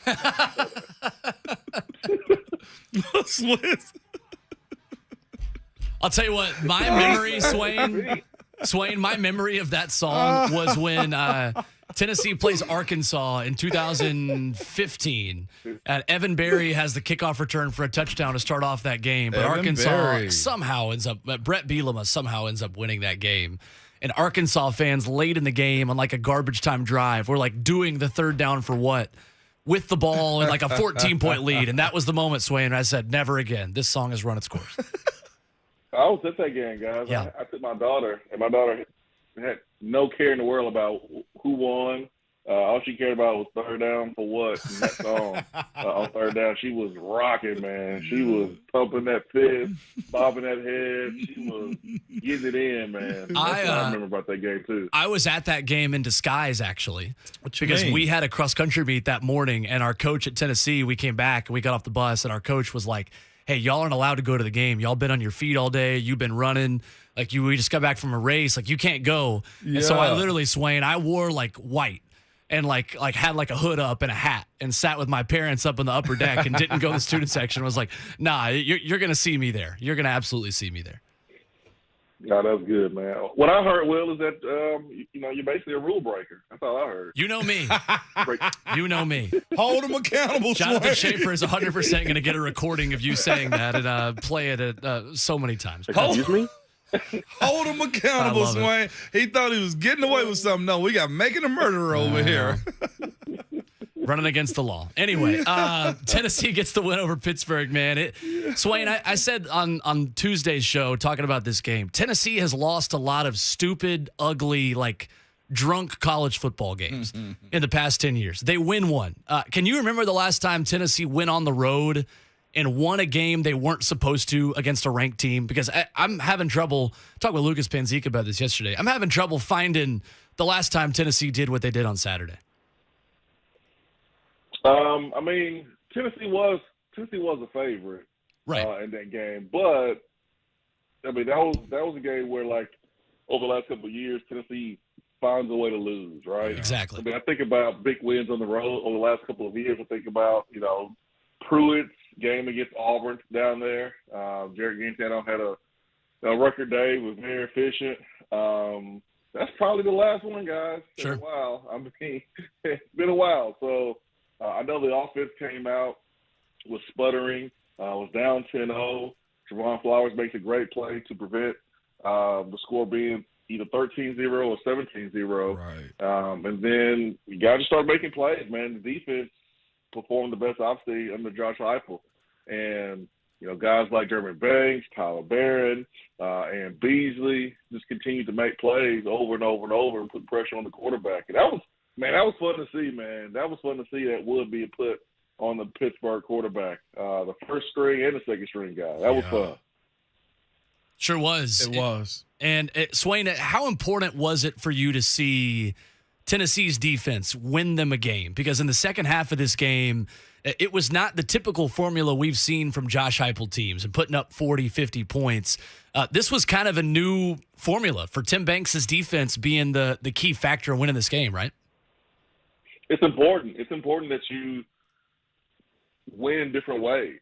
Like, it's not video games. Video games, you can turn it on and, all right, you can just throw the ball 50 times and win the same way. Well, in real football, good teams find different ways to win. It could be special teams. It can be offense. We can break it down more with the offense. It can be the running game. It can be the passing game. Defense, it could be great coverage without getting a lot of pressure. It could be great pressure. you find different ways to win. And for Tennessee, I thought this win was important. Was it great to sit through in the third quarter? Absolutely not. But it was good to see this team face some adversity and find a different way to win. And that was defense. Yeah. Huge confidence booster. It allowed the offense to have some struggles, but then when it made the play, it was to win the game. If the defense wasn't there doing what they were supposed to be doing, or performing the way they did, then we're down more and maybe lose that game. So good teams find different ways to win, and it's okay to win ugly early in the season because you learn a lot about yourself, and you can go and you can make those corrections before you enter conference play. Meow Swain, whenever it comes down to just this offensive side of the ball, it's one thing we've seen the last couple of weeks. It's been the idea of this offense, Hendon missing the early passes and stuff like that. Where does that got to be corrected, as far as getting off the bus and humping with this offense as fast as you possibly can? Yeah, I mean, Hendon obviously needs to be on the same page with the receivers more and be more accurate. I think not running the football efficiently on early downs puts more pressure on the passing game because you go look at those yardage that Tennessee was able to get on the ground, man. It is not pretty at all. And whenever you're not running the football, it makes you one-dimensional. I don't care what kind of offense you run. If you're running a fast-paced tempo or you're running a huddle offense, hey, man, 3rd down and 10 is 3rd down and 10. And it narrows the playbook and the play selection. So Tennessee has to do a better job of running the football on early down, but when it is time to pass, it's pick and catch. Right. And you look at guys like Tillman and Hendon that spent so much time together. Obviously, they're very comfortable with each other because Tillman got 18 freaking targets. My goodness, man. Who gets those amount of targets? Man, I don't think Jerry Rice got those targets when he was in his prime with the 49ers. But, I mean, Tillman gets 18 targets because Hendon trusts him. And that's so important. But they just have to be more on the same page, and Hendon needs to improve his accuracy. Meow Swain, I know you played wide receiver at the University of Tennessee. I watched you do work. When it comes down to a wide receiver needing more targets like Brew, McCoy this past weekend, Meow, when you look at the way he played, getting down the field, ball in his hand, how do you go to your coach and say, now, coach, I need the ball? What do you do as an amateur, Swain, in those situations? Well, I mean, it just depends on, I think, the success of the play, right? So, if you're open, you feel like you can win on the outside, and the ball's going somewhere else, and it's hitting the ground. Oh yeah, I got some things I got to tell the coach. Right. But if the ball is being completed in other places and you're moving the chains, I mean, you don't have a strong gripe. You can say, hey man, I'm open. I'm over here too. I'm open too. Maybe my play can result in a touchdown rather than just a first down. But I mean, guys, Tillman and Hyatt, man, they were cooking. I mean, the ball wasn't hitting the ground that much at all, especially with Hyatt. Now, Tillman did have a drop or two where he has to clean that up and play better there. But I mean, the matchup advantage for Tennessee was on the outside. Okay, and you were not going to run the football against Pitt. And that's in-game adjustments, man. That's knowing, okay, all right, we want to run the football, but they're not letting us. So let's go to an area where we have a success, make that adjustment, and that was the outside. And so Tillman, Brew was feasted on the outside. Hyde did a really good job in the slot, working the intermediate areas. But you got to make those adjustments during the game, man. Like in basketball, if Steph Curry's hot, you're gonna say, oh, well, you know what? Let's do something different. Let's let Draymond shoot. No, man. You're going to keep getting the ball to Steph Curry because he's cooking. Absolutely right. Jayson Swain with us of Sports Radio, WNML, and the Vol Network. Swain, at the wide receiver position, Tennessee really just trusts their big three and doesn't get a lot of snaps. Jimmy Callaway and Ramel Keaton, the only other two receivers that play in this game. And Cedric Tillman, Brew McCoy, and Jalen Hyatt combined for 24 catches for 293 and 2 touchdowns. Do you need to see some more guys at that position? And who is kind of that fourth guy that you need to see step up and join that big trio? That's a good question, Will. We talked about this on my show a couple of days ago, Jayson Swain. I don't need to see it right now, but I think Florida, Kentucky, some of these other programs are going to force Tennessee's offense to make someone else besides Cedric Tillman beat them.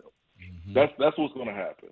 But for right now, if it's working and the fourth, fifth, and sixth receiver, they're not showing the coaches in practice that they can be trusted to go in there and make big plays, then they'll need to go out there. Simple as that. I played in a rotation my first couple of years where it was deep. 8, 9, 10 guys rotated in and out.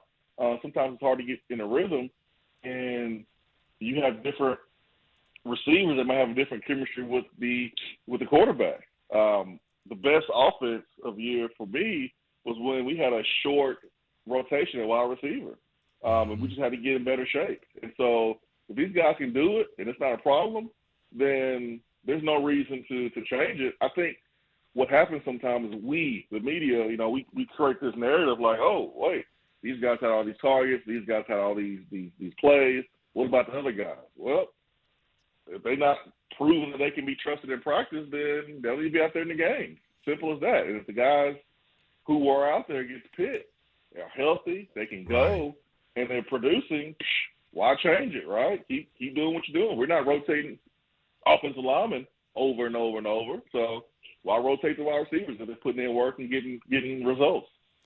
Now, Swain, as where we stand right now, I got to ask you this, man. As a VFL, me, you, Will, all of us together, man, with the Vols going on the road and getting a dub the way they did against a ranked team, right now, are they really ahead of schedule when it comes to where Heupel has his team? Or we're going to look at this and say, no, that was just Pitt and just play it as it is?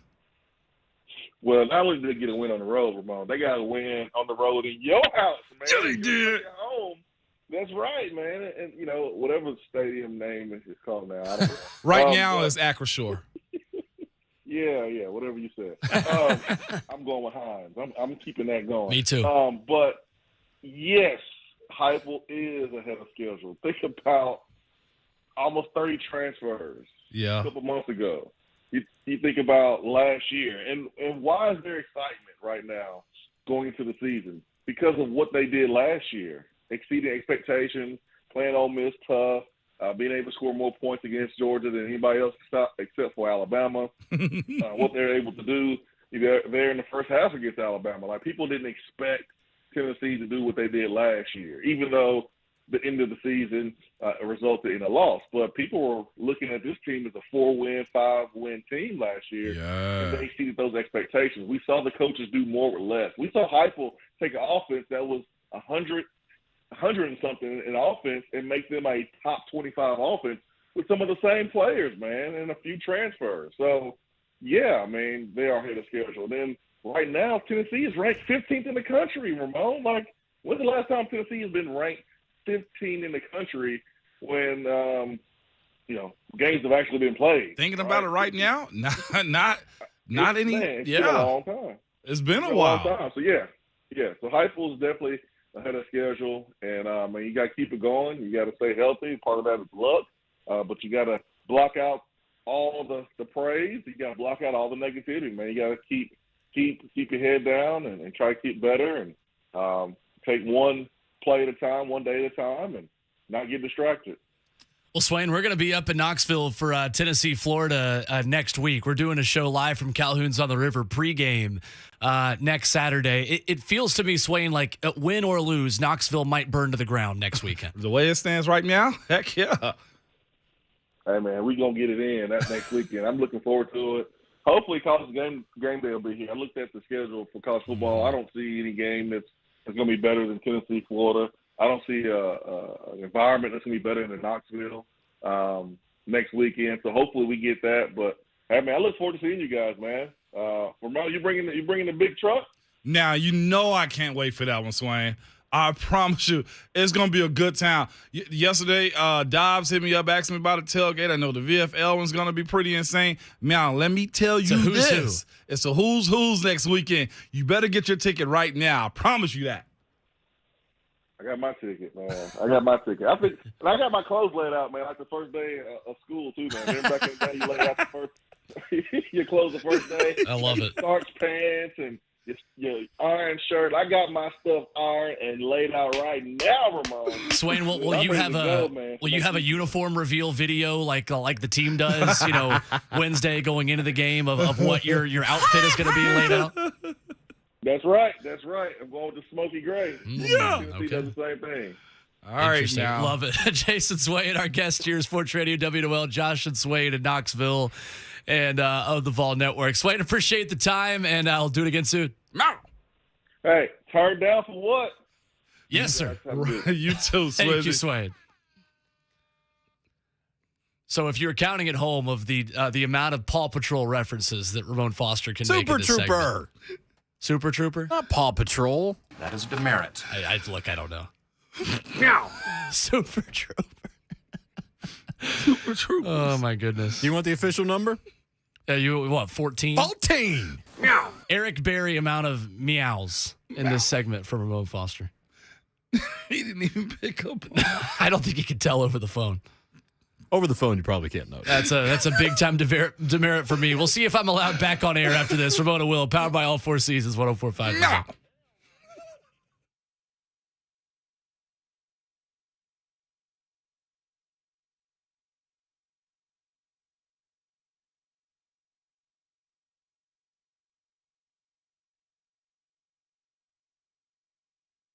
When it comes to large home repairs, a lot of the time we homeowners pretend we don't see the warning signs. We're afraid of what we're going to see. This is especially true with waterproofing and foundation repairs.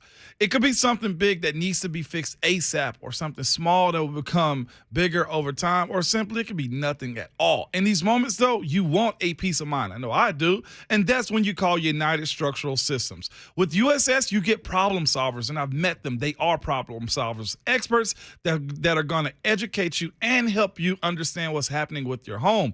USS will provide an honest diagnosis and stand by their work and warranties. USS is based right here in Middle Tennessee and is a member of our community. So when it comes to something that's important to your home, USS is the company who cares and the company you can trust. USS serving Middle Tennessee, Southern Kentucky, and Northern Alabama. Find them online as USSTN.com or call at 615-227-2275. We guarantee our best. Call USS.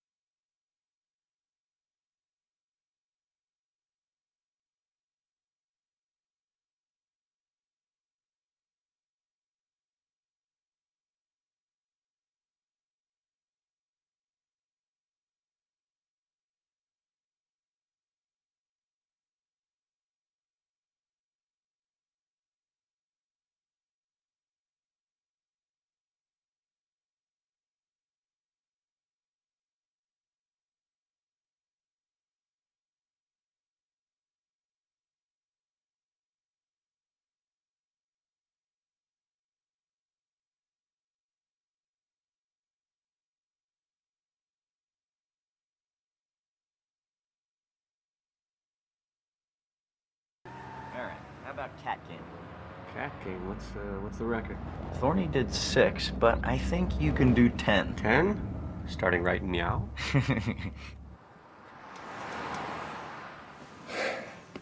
Sorry about that. All right, Meow.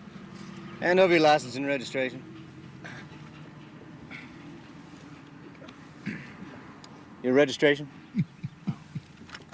Hurry up, Meow. Sorry. Is there something funny here, boy? No. Well, then why are you laughing, Mr. Larry Johnson? All right, Meow, where were we? I'm sorry. Are you saying meow? Am I saying meow? I thought you... Don't think, boy. Meow, do you know how fast you were going? Meow, what is so damn funny? Oh, my goodness. I could have sworn you said meow. Do I look like a cat to you, boy? Am I jumping around all nimbly-bimbly from tree to tree? No. Am I drinking milk from a saucer? No. Well, do you see me eating mice? Now, you stop laughing right now. Yes. Meow, I'm gonna have to give you a ticket on this. But... No buts, Meow. That's the law. Not so funny, Meow, is it? Meow. Meow. Oh, so that's the movie reference that Ramon Foster is just using on this Thursday morning. It's Ramon and Will, powered by all 4 seasons on 104.5 The Zone. Super Troopers. So the show record is Ramon dropped 14 meows during that interview with Jayson Is this going to be Swain. a thing now?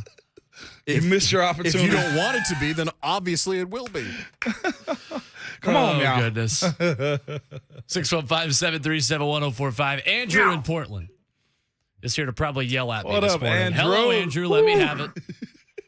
Well, hang on. I got to catch my breath because I have not heard that line in a while, and that's some good stuff. Now, first of all, Will, I got to ask you a question.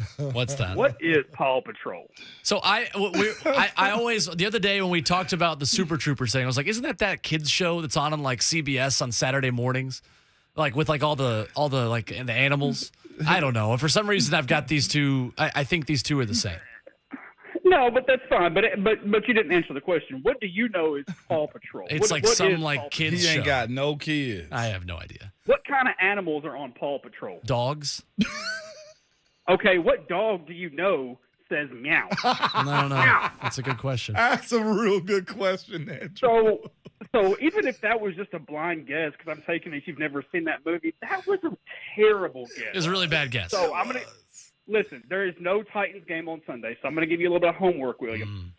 Now you may have to go and find you a DVD player. What that is that's like all right, easy. That's like the round.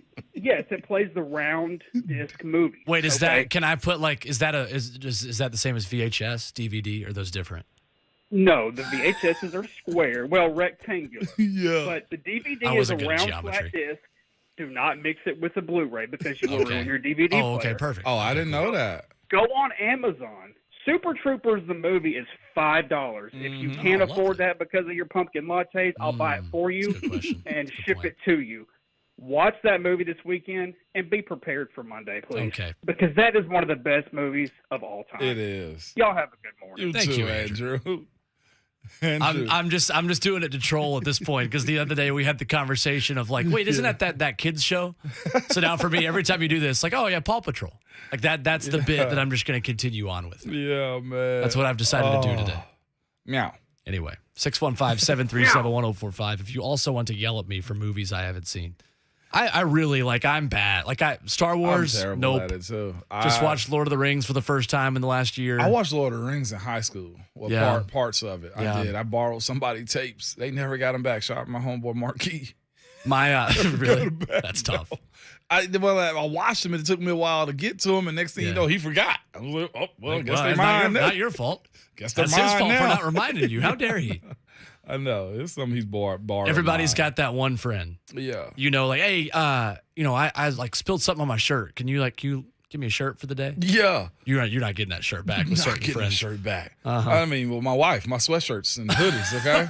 Wow, okay. I live in the same house and have yet to get them back yet. I got a SEC. I got a all SEC shirt. Guess what? Never got that back.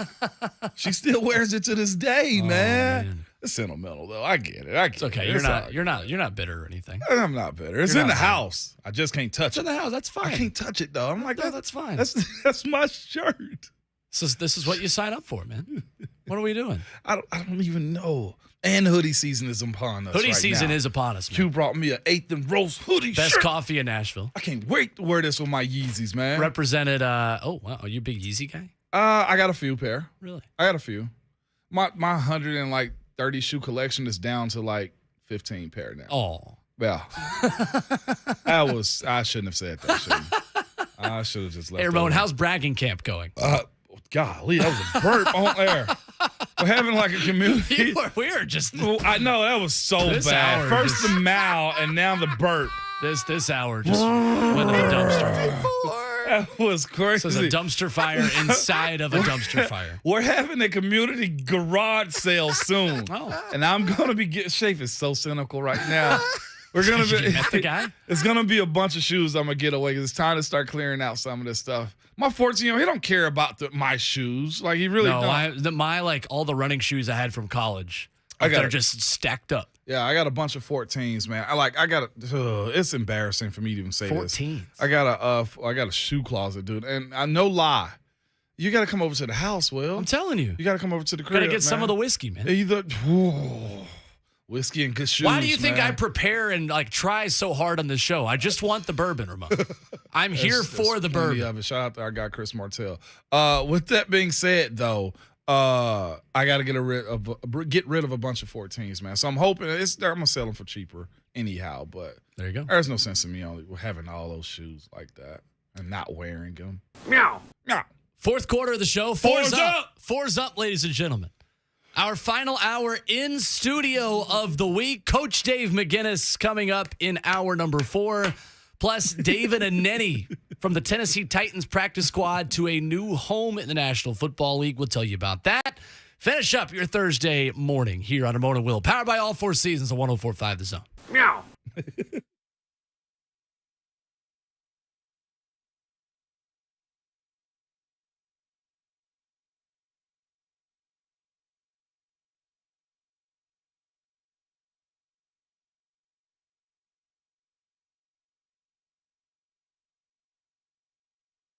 Did you know that rents continue to rise at the fastest pace that they have in decades, with an average increase of over 20% in Nashville year over year? Some of you are hearing this message and going, yeah, I'm very aware of what you're talking about. So let me ask you this. Why pay the landlord's mortgage when you can pay your own? There is never a better time to start building equity and invest in your financial future. You can talk to the experts at Mortgage Investors Group to help you get started on your path to home ownership. Now, that path is made easier with Mortgage Investors Group, the Southeast's leading mortgage lender. They'll help you get the loan that you're looking for, the right home loan. Their team of mortgage experts care. They're committed to helping you close on time. Structure your loan the best way, the one that is the most helpful and valuable to you. And they're just going to make your home buying experience a reality, make those goals a reality, and make it a little bit easier in the process. Mortgage Investors Group. You can find out more right now, migonline.com. Find an office nearest you, or just simply text MIG to 31399. That's MIG to 31399 to get pre-qualified. Mortgage Investors Group, the right home loan, equal housing lender, license 109111.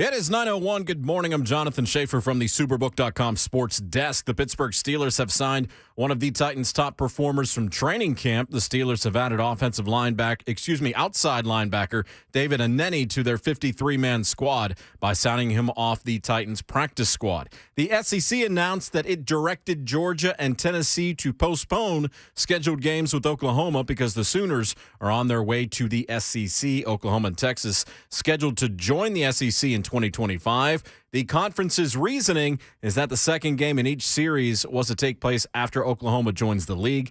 Tennessee was set to face Oklahoma in 2024. NASCAR announced the third annual Ally 400 NASCAR Cup Series race at Nashville Superspeedway will be on June 25th, 2023, next summer. Major League Baseball, the Cubs defeated the Mets 6-3, completing a 3-game sweep of New York. That helped out the Braves, who remain half a game back in the NL East. Thursday Night Football, Chargers at Chiefs, kickoff 7:15. Chiefs kicker Harrison Butker and the Chargers' Keenan Allen will miss tonight's game. You can hear coverage of Thursday Night Football courtesy of Westwood One right here on The Zone. For all your foundation repair and waterproofing needs, visit USSTN.com. Breaking news at once on your home for the Titans and the Vols. This is 104.5 The Zone.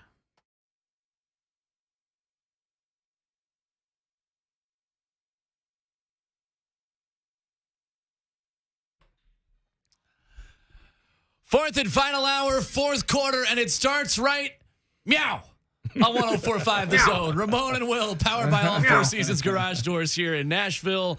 Will Bowling, Vol for Life, Ramon Foster with you, and what sources tell us is the best producer in the world, and Jonathan Schaefer making the show happen.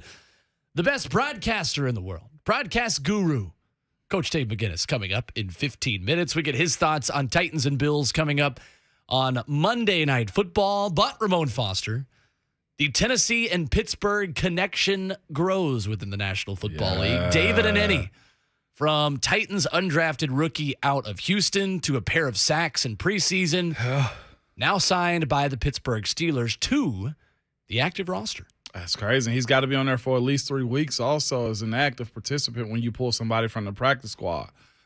We saw the talent. Of course, I thought they were going to be able to hide him here. They could not hide David Anneni, man.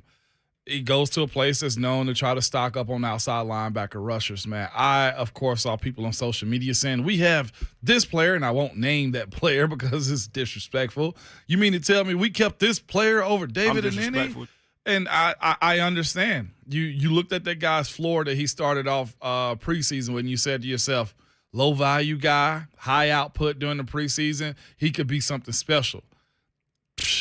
Teams find a way to go get your guy, man, when they're good enough like that. David Anneni, shout out to him for being on the active roster. And he got signed for a lot of money undrafted out of Houston as well. One of the biggest investments the Tennessee Titans made in those rookies coming out of the NFL draft who weren't selected this past season. I know you and I both had him on the initial 53. Yeah. We expected him to make that team. Similar kind of skill set to Ola Adeni. But Mike Vrabel, as you know, and this entire organization really values what David Anneni does within special teams and his versatility and what he gives you outside of just the defensive side of the football. So ultimately that kept Ola Adeni over David Anneni at that point of the process. But still a guy that I think can do some good things for Pittsburgh. Yeah, I think he will. And, of course, as you say, he'll have to cut his teeth on special teams and stuff like that. I think they ended up coming to grab a guy like David Anneni simply because of depth. T.J. Watt goes out. You have a guy that flashed really well in the preseason. And this is the thing about it, too. If you are that type of player, it's 31 other teams out there that is watching your audition tape week in and week out, even during the regular season. Like, they're watching guys and trying to find buys, and with them being able to have 16 bodies on practice squad now, this is what happens. I know for certain, Will, we were on that David Anneni train. We were. And I think a lot of this fan base understood it too. I'd like to say there's another one behind them, but of course, it sucks losing talent like this, though.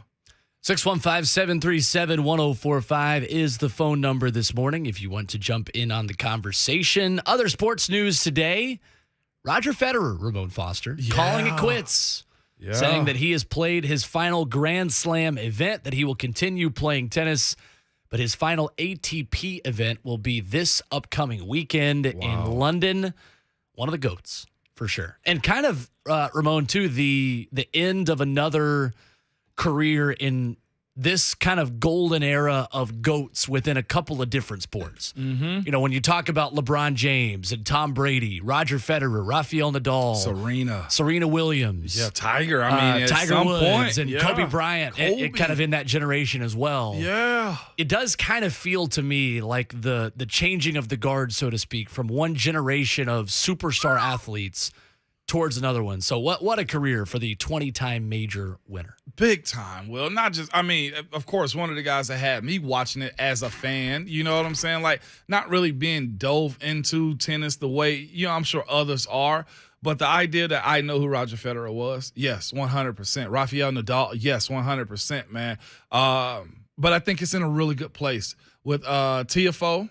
Of course, being one of those young guys. Is it the young Francis Tiafoe. Is it the Argentinian kid that won, or the Brazilian kid that won the U.S. Open recently? Yep. He's pretty good, man.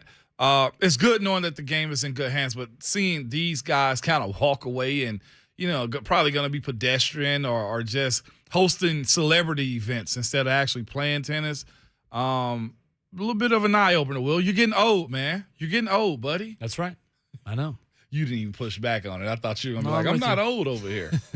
You embrace it. No, Carlos Alcaraz was the guy that the 19-year-old who won the U.S. Open, who's terrific. That guy is really, really fun to watch. And you knew it. Is being tabbed by many as the next superstar. He's Spaniard. So kind of in the Rafael Nadal mold for him. But Nadal will be the next one. Yeah. Him or Djokovic will be the next one to go. I think Nadal kind of he's been dominant still this year. He has, but of course Tiafoe. Yeah. Kind of they went at it. Tiafoe got him, man, and I think Nadal was coming off of an injury also recently, so it's a little bit of that. He's the ultimate competitor, but watching him, you know, get a little shadow up top, man, hair kind of not what it was in his youth. You're like, dang. He is getting a little bit older now, you know, but still playing at a high level. Absolutely right.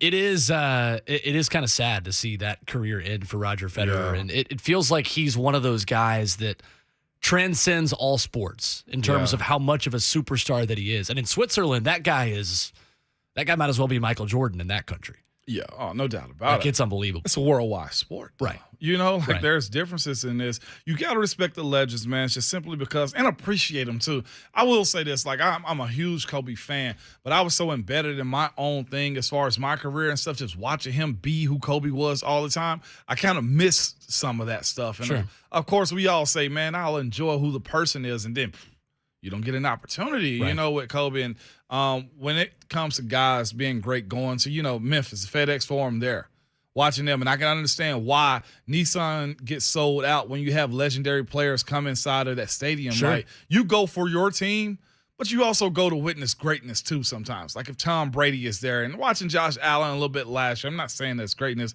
What I'm saying is, as far as the players you're going up against, it's always, Will, appreciative of what, you know, what's in front of you. Right. As far as the last time Tom Brady was here, too, by the way, that one went pretty well for the Titans in 2018. Yeah, nah. Last time that guy was in the building. That you talk about other Mike Vrabel backs against the wall, beating a team that many expect you to get blown out by. You took it to Tom Brady and the Patriots in 2018 when he was here in Nissan Stadium. That was another signature Mike Vrabel victory that you're trying to replicate Monday night against the Buffalo Bills. That's what I was going to say, which is why you lay your head down at night knowing that you have that opportunity to be good this weekend. Sure. It's just what he does, you know. But, yeah, Roger Federer, one more tournament you said he's going to do and bowing out.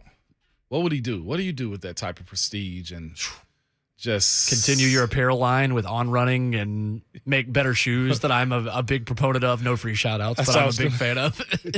That's what I was going to say. What was the first thing you said? It's time to do what? I was like, he makes great shoes. It's time to go get me another pair of the Rodgers. Yeah, exactly. Those things are so comfortable. Are they? I've yet to get those. They're casual look too, huh? On Running. Every time I wear them, Alan Kirby is He's like, man, those are just like back when I was a boy, the Stan Smiths. Like, everyone just wants to copy the way it was when I was a boy. They are like some Stan Smiths. Yeah, they are. I mean, weren't Stan Smith like tennis shoes also? Mm-hmm. They were tennis shoes. So, yeah, that's right leather up on there. them. Yeah, that's right up there with what he's talking about. Kirby ain't wrong, man. There's hardly any time Kirby's wrong. Well, have you ever known Kirby? Don't tell him that. Don't let him in on that secret. I don't need him getting big headed. We can't give him that amount of confidence. Yeah. By the way, so something was brought up, man. When I mentioned your age, I was like, we're getting old. You had no pushback. Yeah, I was like, okay. And Cuzzo Michael T said this. That's how you know he's young. You just accept your age. Sure. Yeah, that's right. And he's still like, yeah, Ramon, who got me by 11 years. Come on, what's it to you? Yeah, what's it to you? Is it 11 years? Is that how far apart we are? I'm 36. Okay. That's honestly like, I mean, like my brother Wes, like my sister Claire, like they're 12 and 10 years older. Yeah. It's like I grew up thinking I was your age. Yeah. Like I'm serious. You can tell sometimes. I'd rather have Claire. She's the fun bowler. No, where's Claire? Middle child. Hey, middle child. Always the fun middle one. child. Always the fun one. Shout out to Claire and the baby. You're That's uncle right. now. Baby Jay. Baby Jay? Baby Jonathan. Jonathan? Yeah. Like Schaefer? That's right. With an H or no H? Yeah. Nowhere near his turn, though. Not yet. Wait till you get around My Uncle sister Moan. sent me a picture during the Pittsburgh game the other day and said, Jonathan's learned how to do a touchdown. There's a picture of him with his hands up saying touchdown after one of Cedric Tillman's touchdowns. Tell your sister if she sees little Jay with us at the tailgate with a tall boy in his hand, just leave us alone. Oh, goodness. Okay? Hey, actually, Jonathan's first ever football game was the Ole Miss game last year when we were up there for at Calhoun. So that's who threw the mustard He was bottle? at that game, yeah. we did make that joke, actually.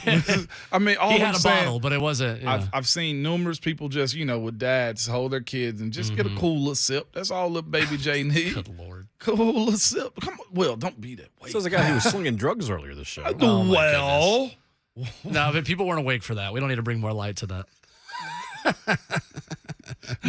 As Jonathan Schaefer just scrambles over to that computer to find the audio. Wherever. It's fine. It was good, though, man. If you just saw that first check I got from Calhoun's, you'd have picked up another profession. I got to go sell drugs or something. Out of context, it's just so fantastic. So fantastic. Coming up, Coach Dave McGinnis joins us breaking down what makes Von Miller such a special pass rusher at this point in his career and how big the challenge is for the Tennessee Titans on offense in stopping that guy on Monday Night Football this week. Coach Mac coming up next on Ramona Will, powered by All Four Seasons, 104.5 The Zone. Meow. Meow.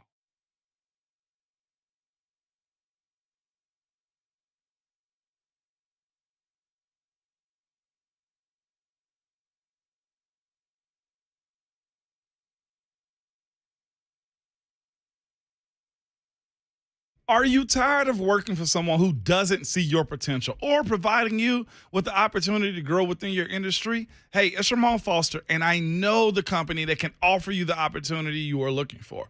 And they are Spring Hill Heating and Cooling.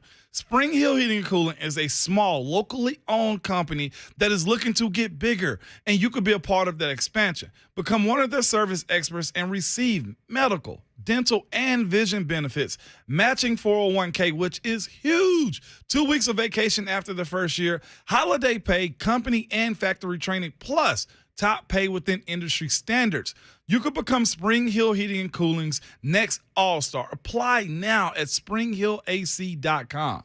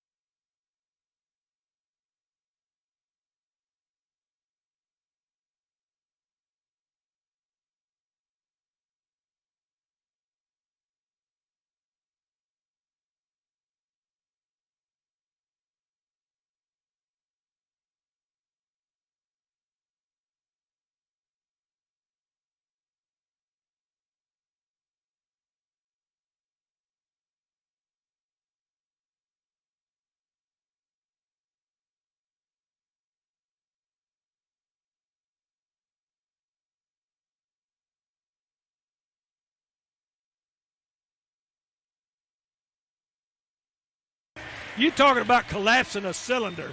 That's like you stepped on a tin can on a cement floor. I mean, that thing collapsed so much, so quick, so good. Oh, back with you on Remote and Will, 104.5 The Zone, brought to you by All Four Seasons Garage Doors here in Nashville. That music can only mean one thing. It is time to talk with Coach Dave McGinnis, brought to you by Farm Bureau Health Plans. Will Bowling or Bode Foster with you. What's going on, Coach Mac? Well, good morning. Everything's good, Ramon. Just getting prepped for another ball game. That's Absolutely where we are right. now, right? Absolutely. I loved that quote that Jonathan Schaefer just played of collapsing the cylinder. So I brought, for people, by the way, at home, this is a pro tip on how to listen to Titans radio in the stadium. I've got an iPod Nano that I found on like eBay for $20. And these have a radio in them. And you plug headphones into it, and there's no delay, and you're hearing Mike and Mac as the play is happening in real time. You said that, and I texted Jonathan Schaefer, and I said exactly what time of day. I said 3:46 p.m. You got to go grab that audio right now. That is that's some good info you just gave to the listeners. Yeah. I mean, that because people ask me that all the time. Absolutely. Of course, I have no idea. They always ask, how do you sync this up, Mac? Because we love listening to you and Mike. How do we sync it up with our television? And I don't know that. But you've done a good thing there with nanosecond, or what's it called? The iPod Nano. Oh, iPod Nano. They don't even make that no more. No, they don't. I don't know why. He still got it. No, it's a good info. Yeah, Kid, 25 absolutely. years old with all this old stuff. He might have an 8-track player, Coach Mac, with a Cadillac Coupe de Ville, too. That's right. Remember those 8 tracks? Yes, sir. I remember seeing them. I never actually played one, though. My grandmama had one. 8 tracks, plugging them into that Chevy Malibu SS 396. Talk to me, Mac. You had the rally straps down the middle, too? Yeah, the problem was that they always wound up in there, and then you had to get your pencil out and stick it through there and wind it back. Undo it, yeah. Now, I've done that. Well, I don't think Will's ever touched Yeah, I was going to say, now you've probably lost me a little bit here. I know what a cassette tape is. What are we You talking do? about? You Yeah. ever played one? Yeah. These aren't cassettes. These were right. Well, these were the cassettes that were blocks. You needed a big block to carry. I remember watching somebody. I don't know if it was a movie or what. It may have been one of those old school football movies, right? And somebody was getting out of a car with their case full of their 8-track like tapes in it, Coach Matt. It was like a whole like Broadway suitcase that they carried around. They used to build cases that you could put in your trunk.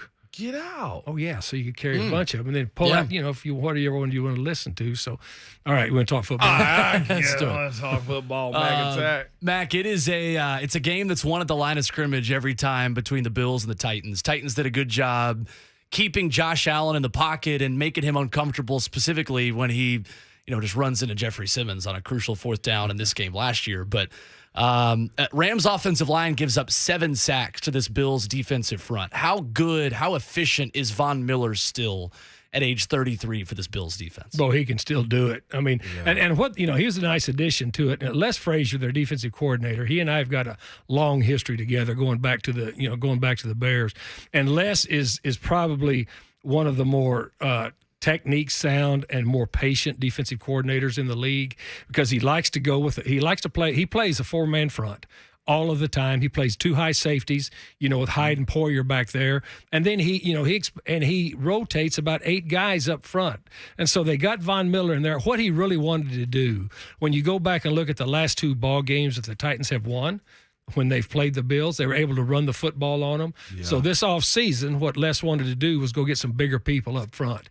So that's what he did. He went back and got Phillips, brought Phillips back in, got Daequan Jones, up front there, got Boogie Basham, from Wake Forest. They've got Von Miller now off the edge. They got Epinesa, the number 1 pick out of Iowa, and they got Rousseau. So they've got some bigger dudes up front that he can rotate into that 4-man front that he runs, and he runs a lot of nickel defense. Even if you have your base people in the game, he will run quite a bit of nickel because his 2 linebackers back there behind the ball, those Edmonds and Milano, those guys have distinct characteristics that play off of one another. Edmonds is he's a 6'5", 245-pound middle linebacker that's got a big wingspan, and Les plays a lot of 2 high safeties. So he plays a lot of zone underneath, whether it's 4 under 3 deep or whether it's some sort of 2 deep or quarters coverage.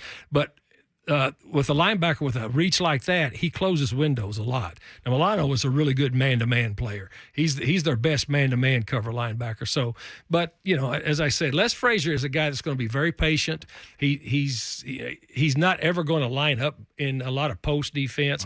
He'll evolve to a post defense sometime with those two safeties that we mentioned, either going down to the open or the closed side. But I would say the thing to characterize Les Frazier's defense, diametrically opposed, to the last defense that we faced in Wink Martindale. Les is not a big blitz guy. Right. He's a big 4-down, too high safety guy. And I was going to ask you that, Coach, of the differences between a Wink Martindale defense that the Titans saw against New York and this defense. It seems to me from what you're saying, Bills want to get pressure with 4, and they want to let their defensive backs reap the benefits of just having the man advantage in zone with how successful that front 4 rush is. Yeah, well, that's what he predicates it on. Right. I mean, that's what he believes in. That's and to me, he's built a really nice career as a coordinator and a head coach, being able to do that. And as I said, the one characteristic that Les always had, he has it as a corner, as a player, because he played that corner for the Bears opposite Mike. The other corner was more of a man-to-man. L.A. Mike Richardson was more of a man-to-man guy. Les was really patient over there on his side, and he was a very technique-sound guy. So that's the way his defense plays, and he's been very successful.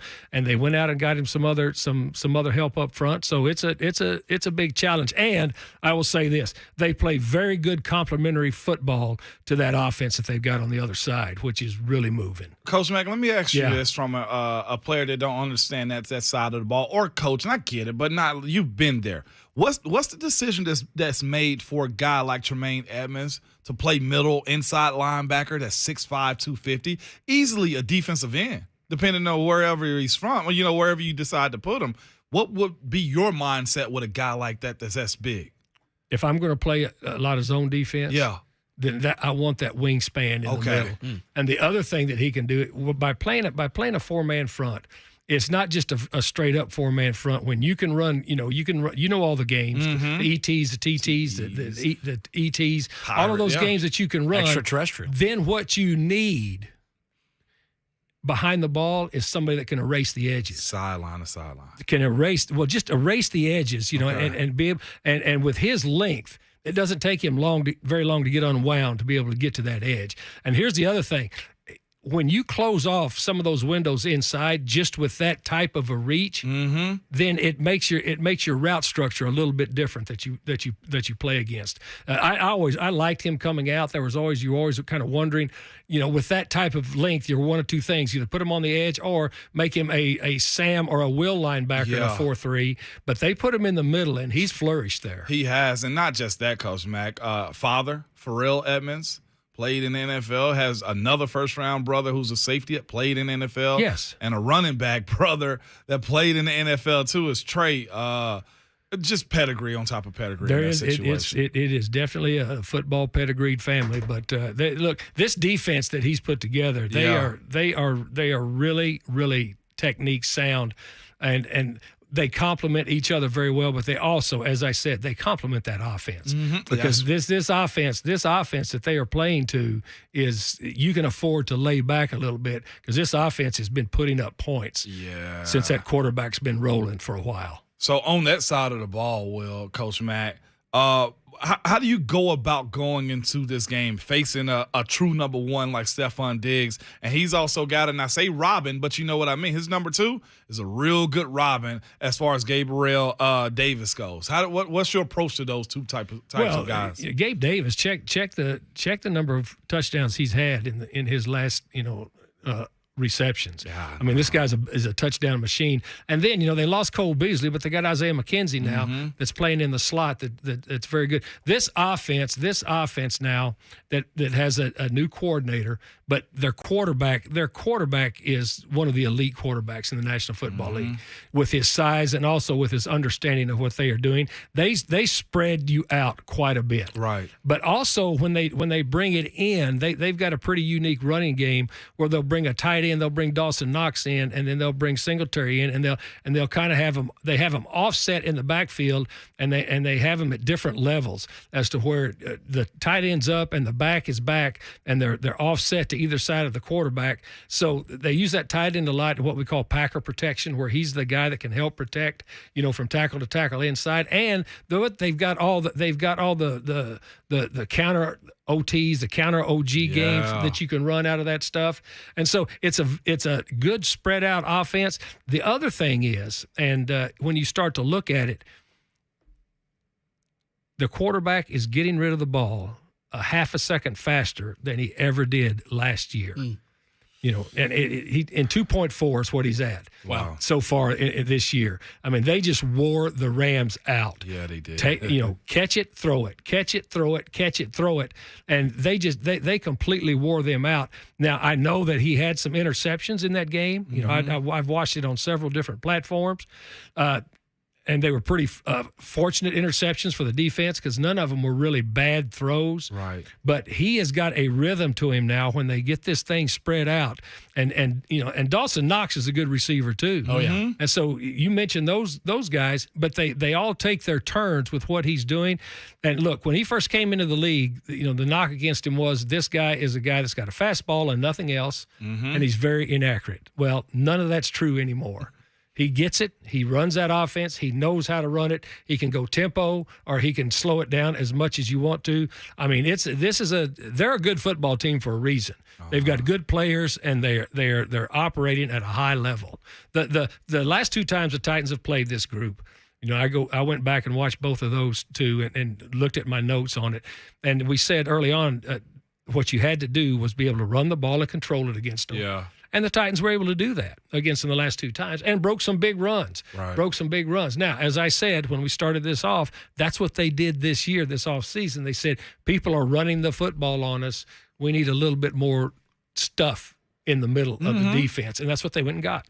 Coach Mack with us, brought to you by Farm Bureau Health Plans. Need great health care coverage at an affordable price. Let Farm Bureau Health Plans coach you through it. They've been protecting Tennesseans since 1947. It's interesting looking at the improvement that Josh Allen has made since that 13-12 win for the Bills over the Titans on the road in 2018. Would you say those touch passes are the biggest area where he's improved the most since those first couple of years where he struggled a little bit? Well, I think also is it's just an understanding of what the offense is, Sure. and what they wanted to do. Because what he was doing well in 2018 is anytime he got the ball in his hands, when his right foot hit the ground, if the number one read wasn't there, he was running. Yeah. He would take off. And this guy is still their principal runner.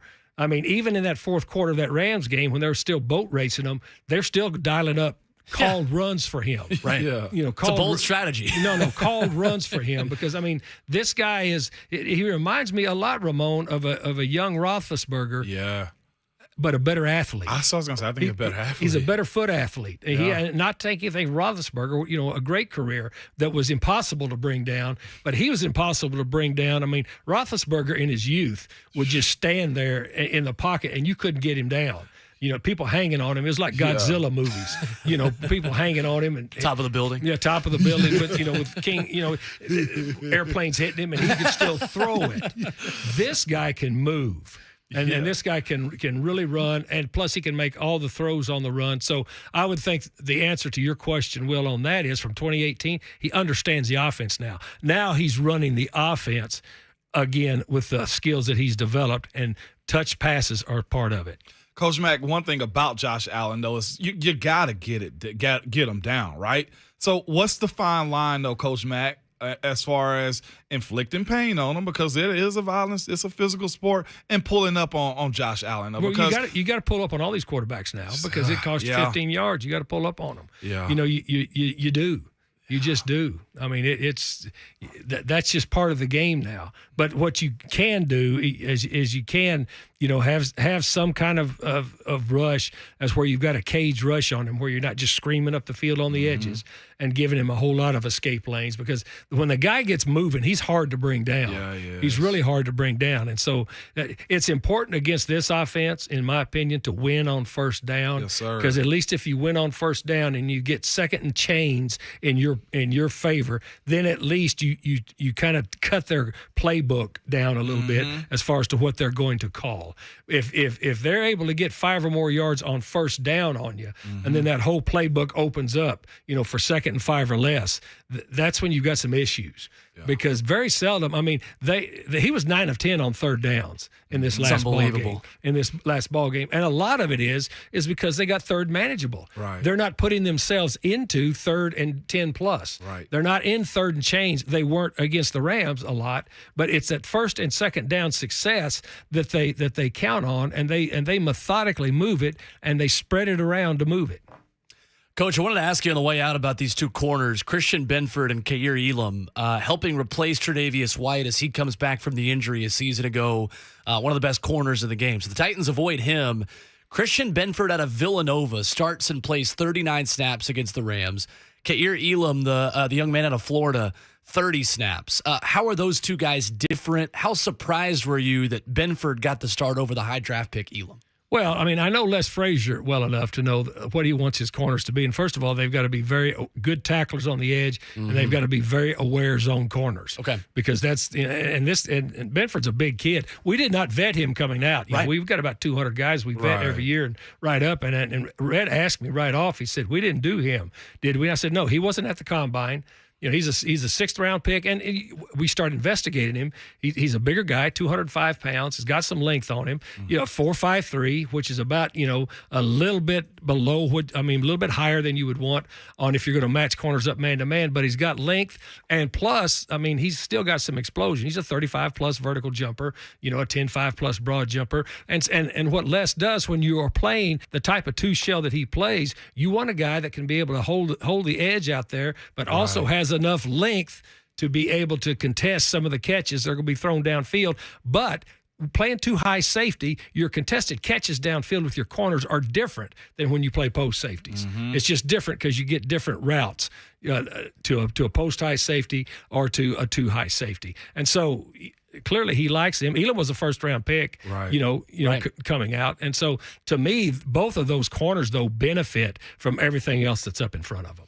Real quick, though, how impressed were you watching some young guys kind of grow up last weekend? Well, that was big, I thought. And look, the result is the result, but then you start digging inside it and look at it. We knew what we had in Kyle Phillips, we thought. Saw that. Well, we saw it. We saw it both in the punt return game, and he dropped one, but he also took one, for 46 yards.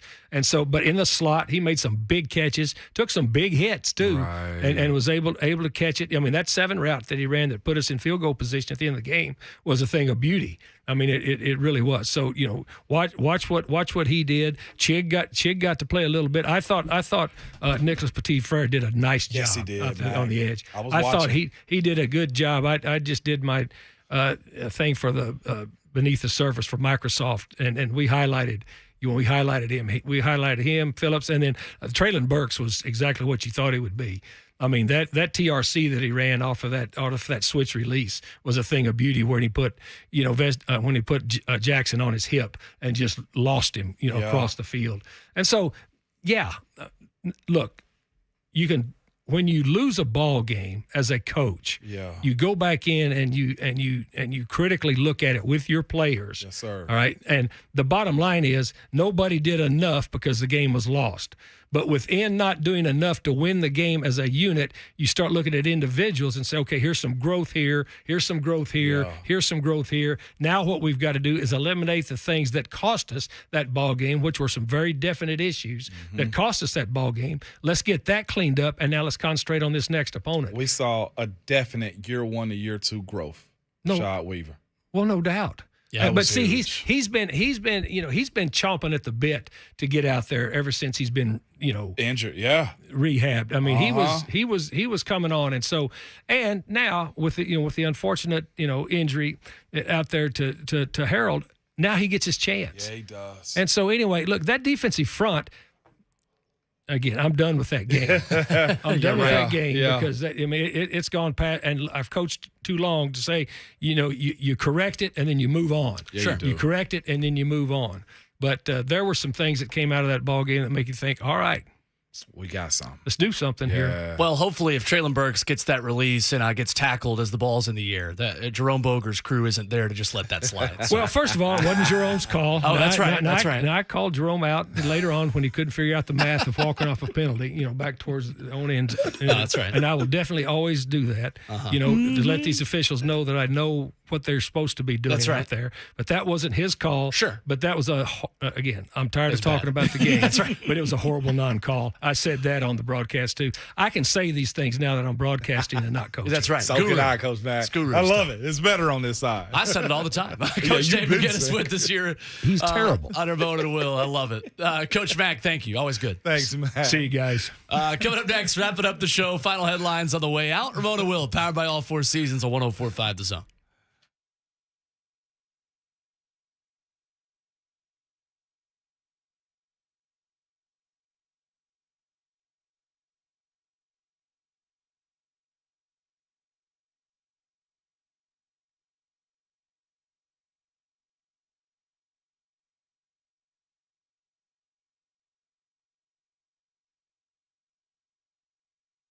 It's football season and Window Nation is your halftime show. Hey, it's Ramon Faustin. Score new windows from Window Nation for half the price.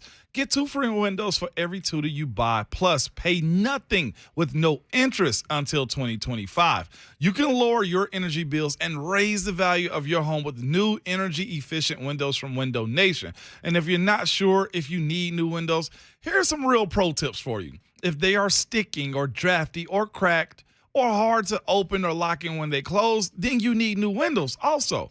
Are your windows leaking? Leaky windows can cause serious structural damage and allow for mold to grow in your home, often undetected. So choose a company with an A+ rating from the Better Business Bureau, the company that has installed over 1 million windows and have over 1,500 custom vinyl window combinations available. That's Window Nation. Buy 2 windows and get 2 free on any style window from Window Nation. There's no limit There's no limit, no payment, no down payments, and pay nothing until 2025. Call 866-90-NATION or visit windownation.com. Again, that's 866-90-NATION or visit windownation.com.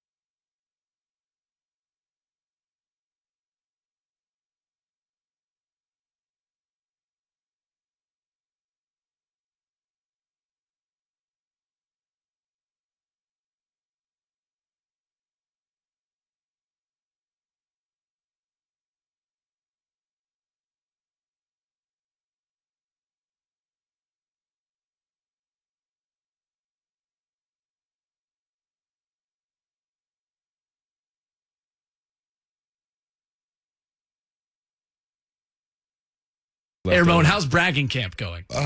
Golly, that was a burp on air. We're having like a community. We were just. Well, I know that was so bad. First the mow and now the burp. This hour just went in a dumpster. That was crazy. This is a dumpster fire inside of a dumpster fire. What a show we've had. What a show. Today, Ramon and Will, powered by all 4 seasons of 104.5 The Zone. And your chance to win some Nashville SC tickets here on the way out.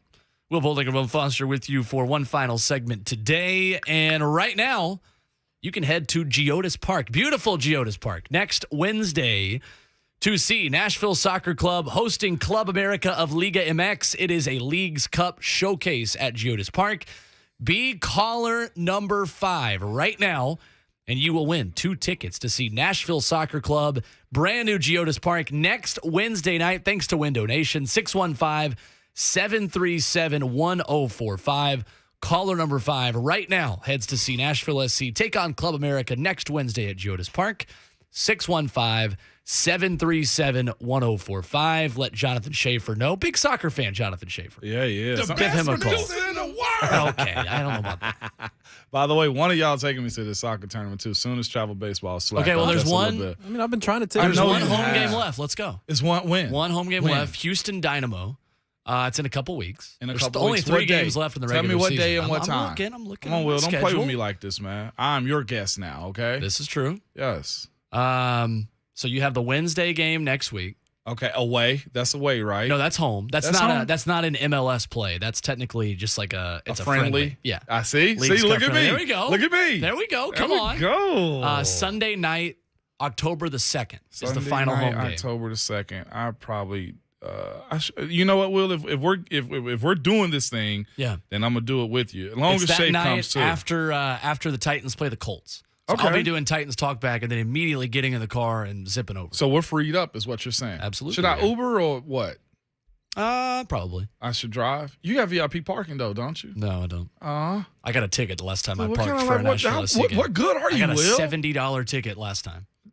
And you got a. What are we talking about I here, parked Will? in one of the office buildings around there, which I Oh. always like pay to park there, and they went electronic. So then I tried to pay electronically, and it wasn't working. And the guy who owned the building drove out and was like, "Hey, like you don't actually have to pay that." And I was like, "Oh, really?" He was he like, tricked you? He was like, they just show up and then they leave like pretty much right when the game starts. Like they don't even really check the license plates. I get back $70 ticket on my windshield. No, and you actually had to pay it. I did. I didn't Actually pay paid it over the mine. weekend. You complain enough on the radio, they'll let you out. By the way, happy birthday, man. Titans tweeted out 22 minutes ago. Nicholas Petit Frere. There you go. Hey, happy You're birthday to looking the out Rook. for the OL. Guess what? He probably won't have many celebrations today. He might actually pay for his own birthday dinner and gifts and feed the offensive line tonight. That's true. Sucks being a rookie. Yeah. It's all good. Yeah, it's fine. At least he got a job, right? That's true. You and Slay both paid your rookie dues here at the station when you were here. Hear me out now. By the way, we're going to have to set rules for the fridge For the fridge too. in here? Yeah. Yeah, can I announce it on the radio? Please do. Make a one- proclamation. To the Hey, people. look, okay, everybody gives. It's a community fridge, man. It's kind of bare right now. We got to get some of that old creamer out of there. With that being said, everybody bring some, drop some off. Everybody flourish on the community fridge back if there. you take a often drink brings out. the most in the community Who? fridge, Ramon? People on this show. People that's on right. this show. That's right. Like, come on. We keep that thing stocked We up. absolutely Everybody do. pour your part. I know you sipping the waters, and and we by the don't way, mind. Sipping on some sip. If you spill something, clean it up. Yeah. Thank you. Thank you, Jonathan. It's the Michael Scott gift. Everybody eats, man. Fun show today. Very fun, man. Flew by. Always does. And we got Friday, and we're going to act like it, too, tomorrow. We are absolutely going to act like it. Live from Greystone Golf Club Oh, tomorrow yeah. in Dixon. Perhaps I will bring my clubs this time and lose some golf balls after the show. Who's to say? Good luck. You just said. Yeah. Who's Yeah, to you say? literally Thursday Night just Football said it. tonight, the Chiefs and the Chargers. Buck Rising up next as the conversation continues here on 104.5 The Zone. Special thanks to Eric Wood, to Jayson Swain, for Coach Dave McGinnis for joining us. We are back at it at 6 a.m. Yeah. But Ramon Foster sends us on our way on this Thursday morning. Remember, your Twitter fingers and your mic is always hot. Meow.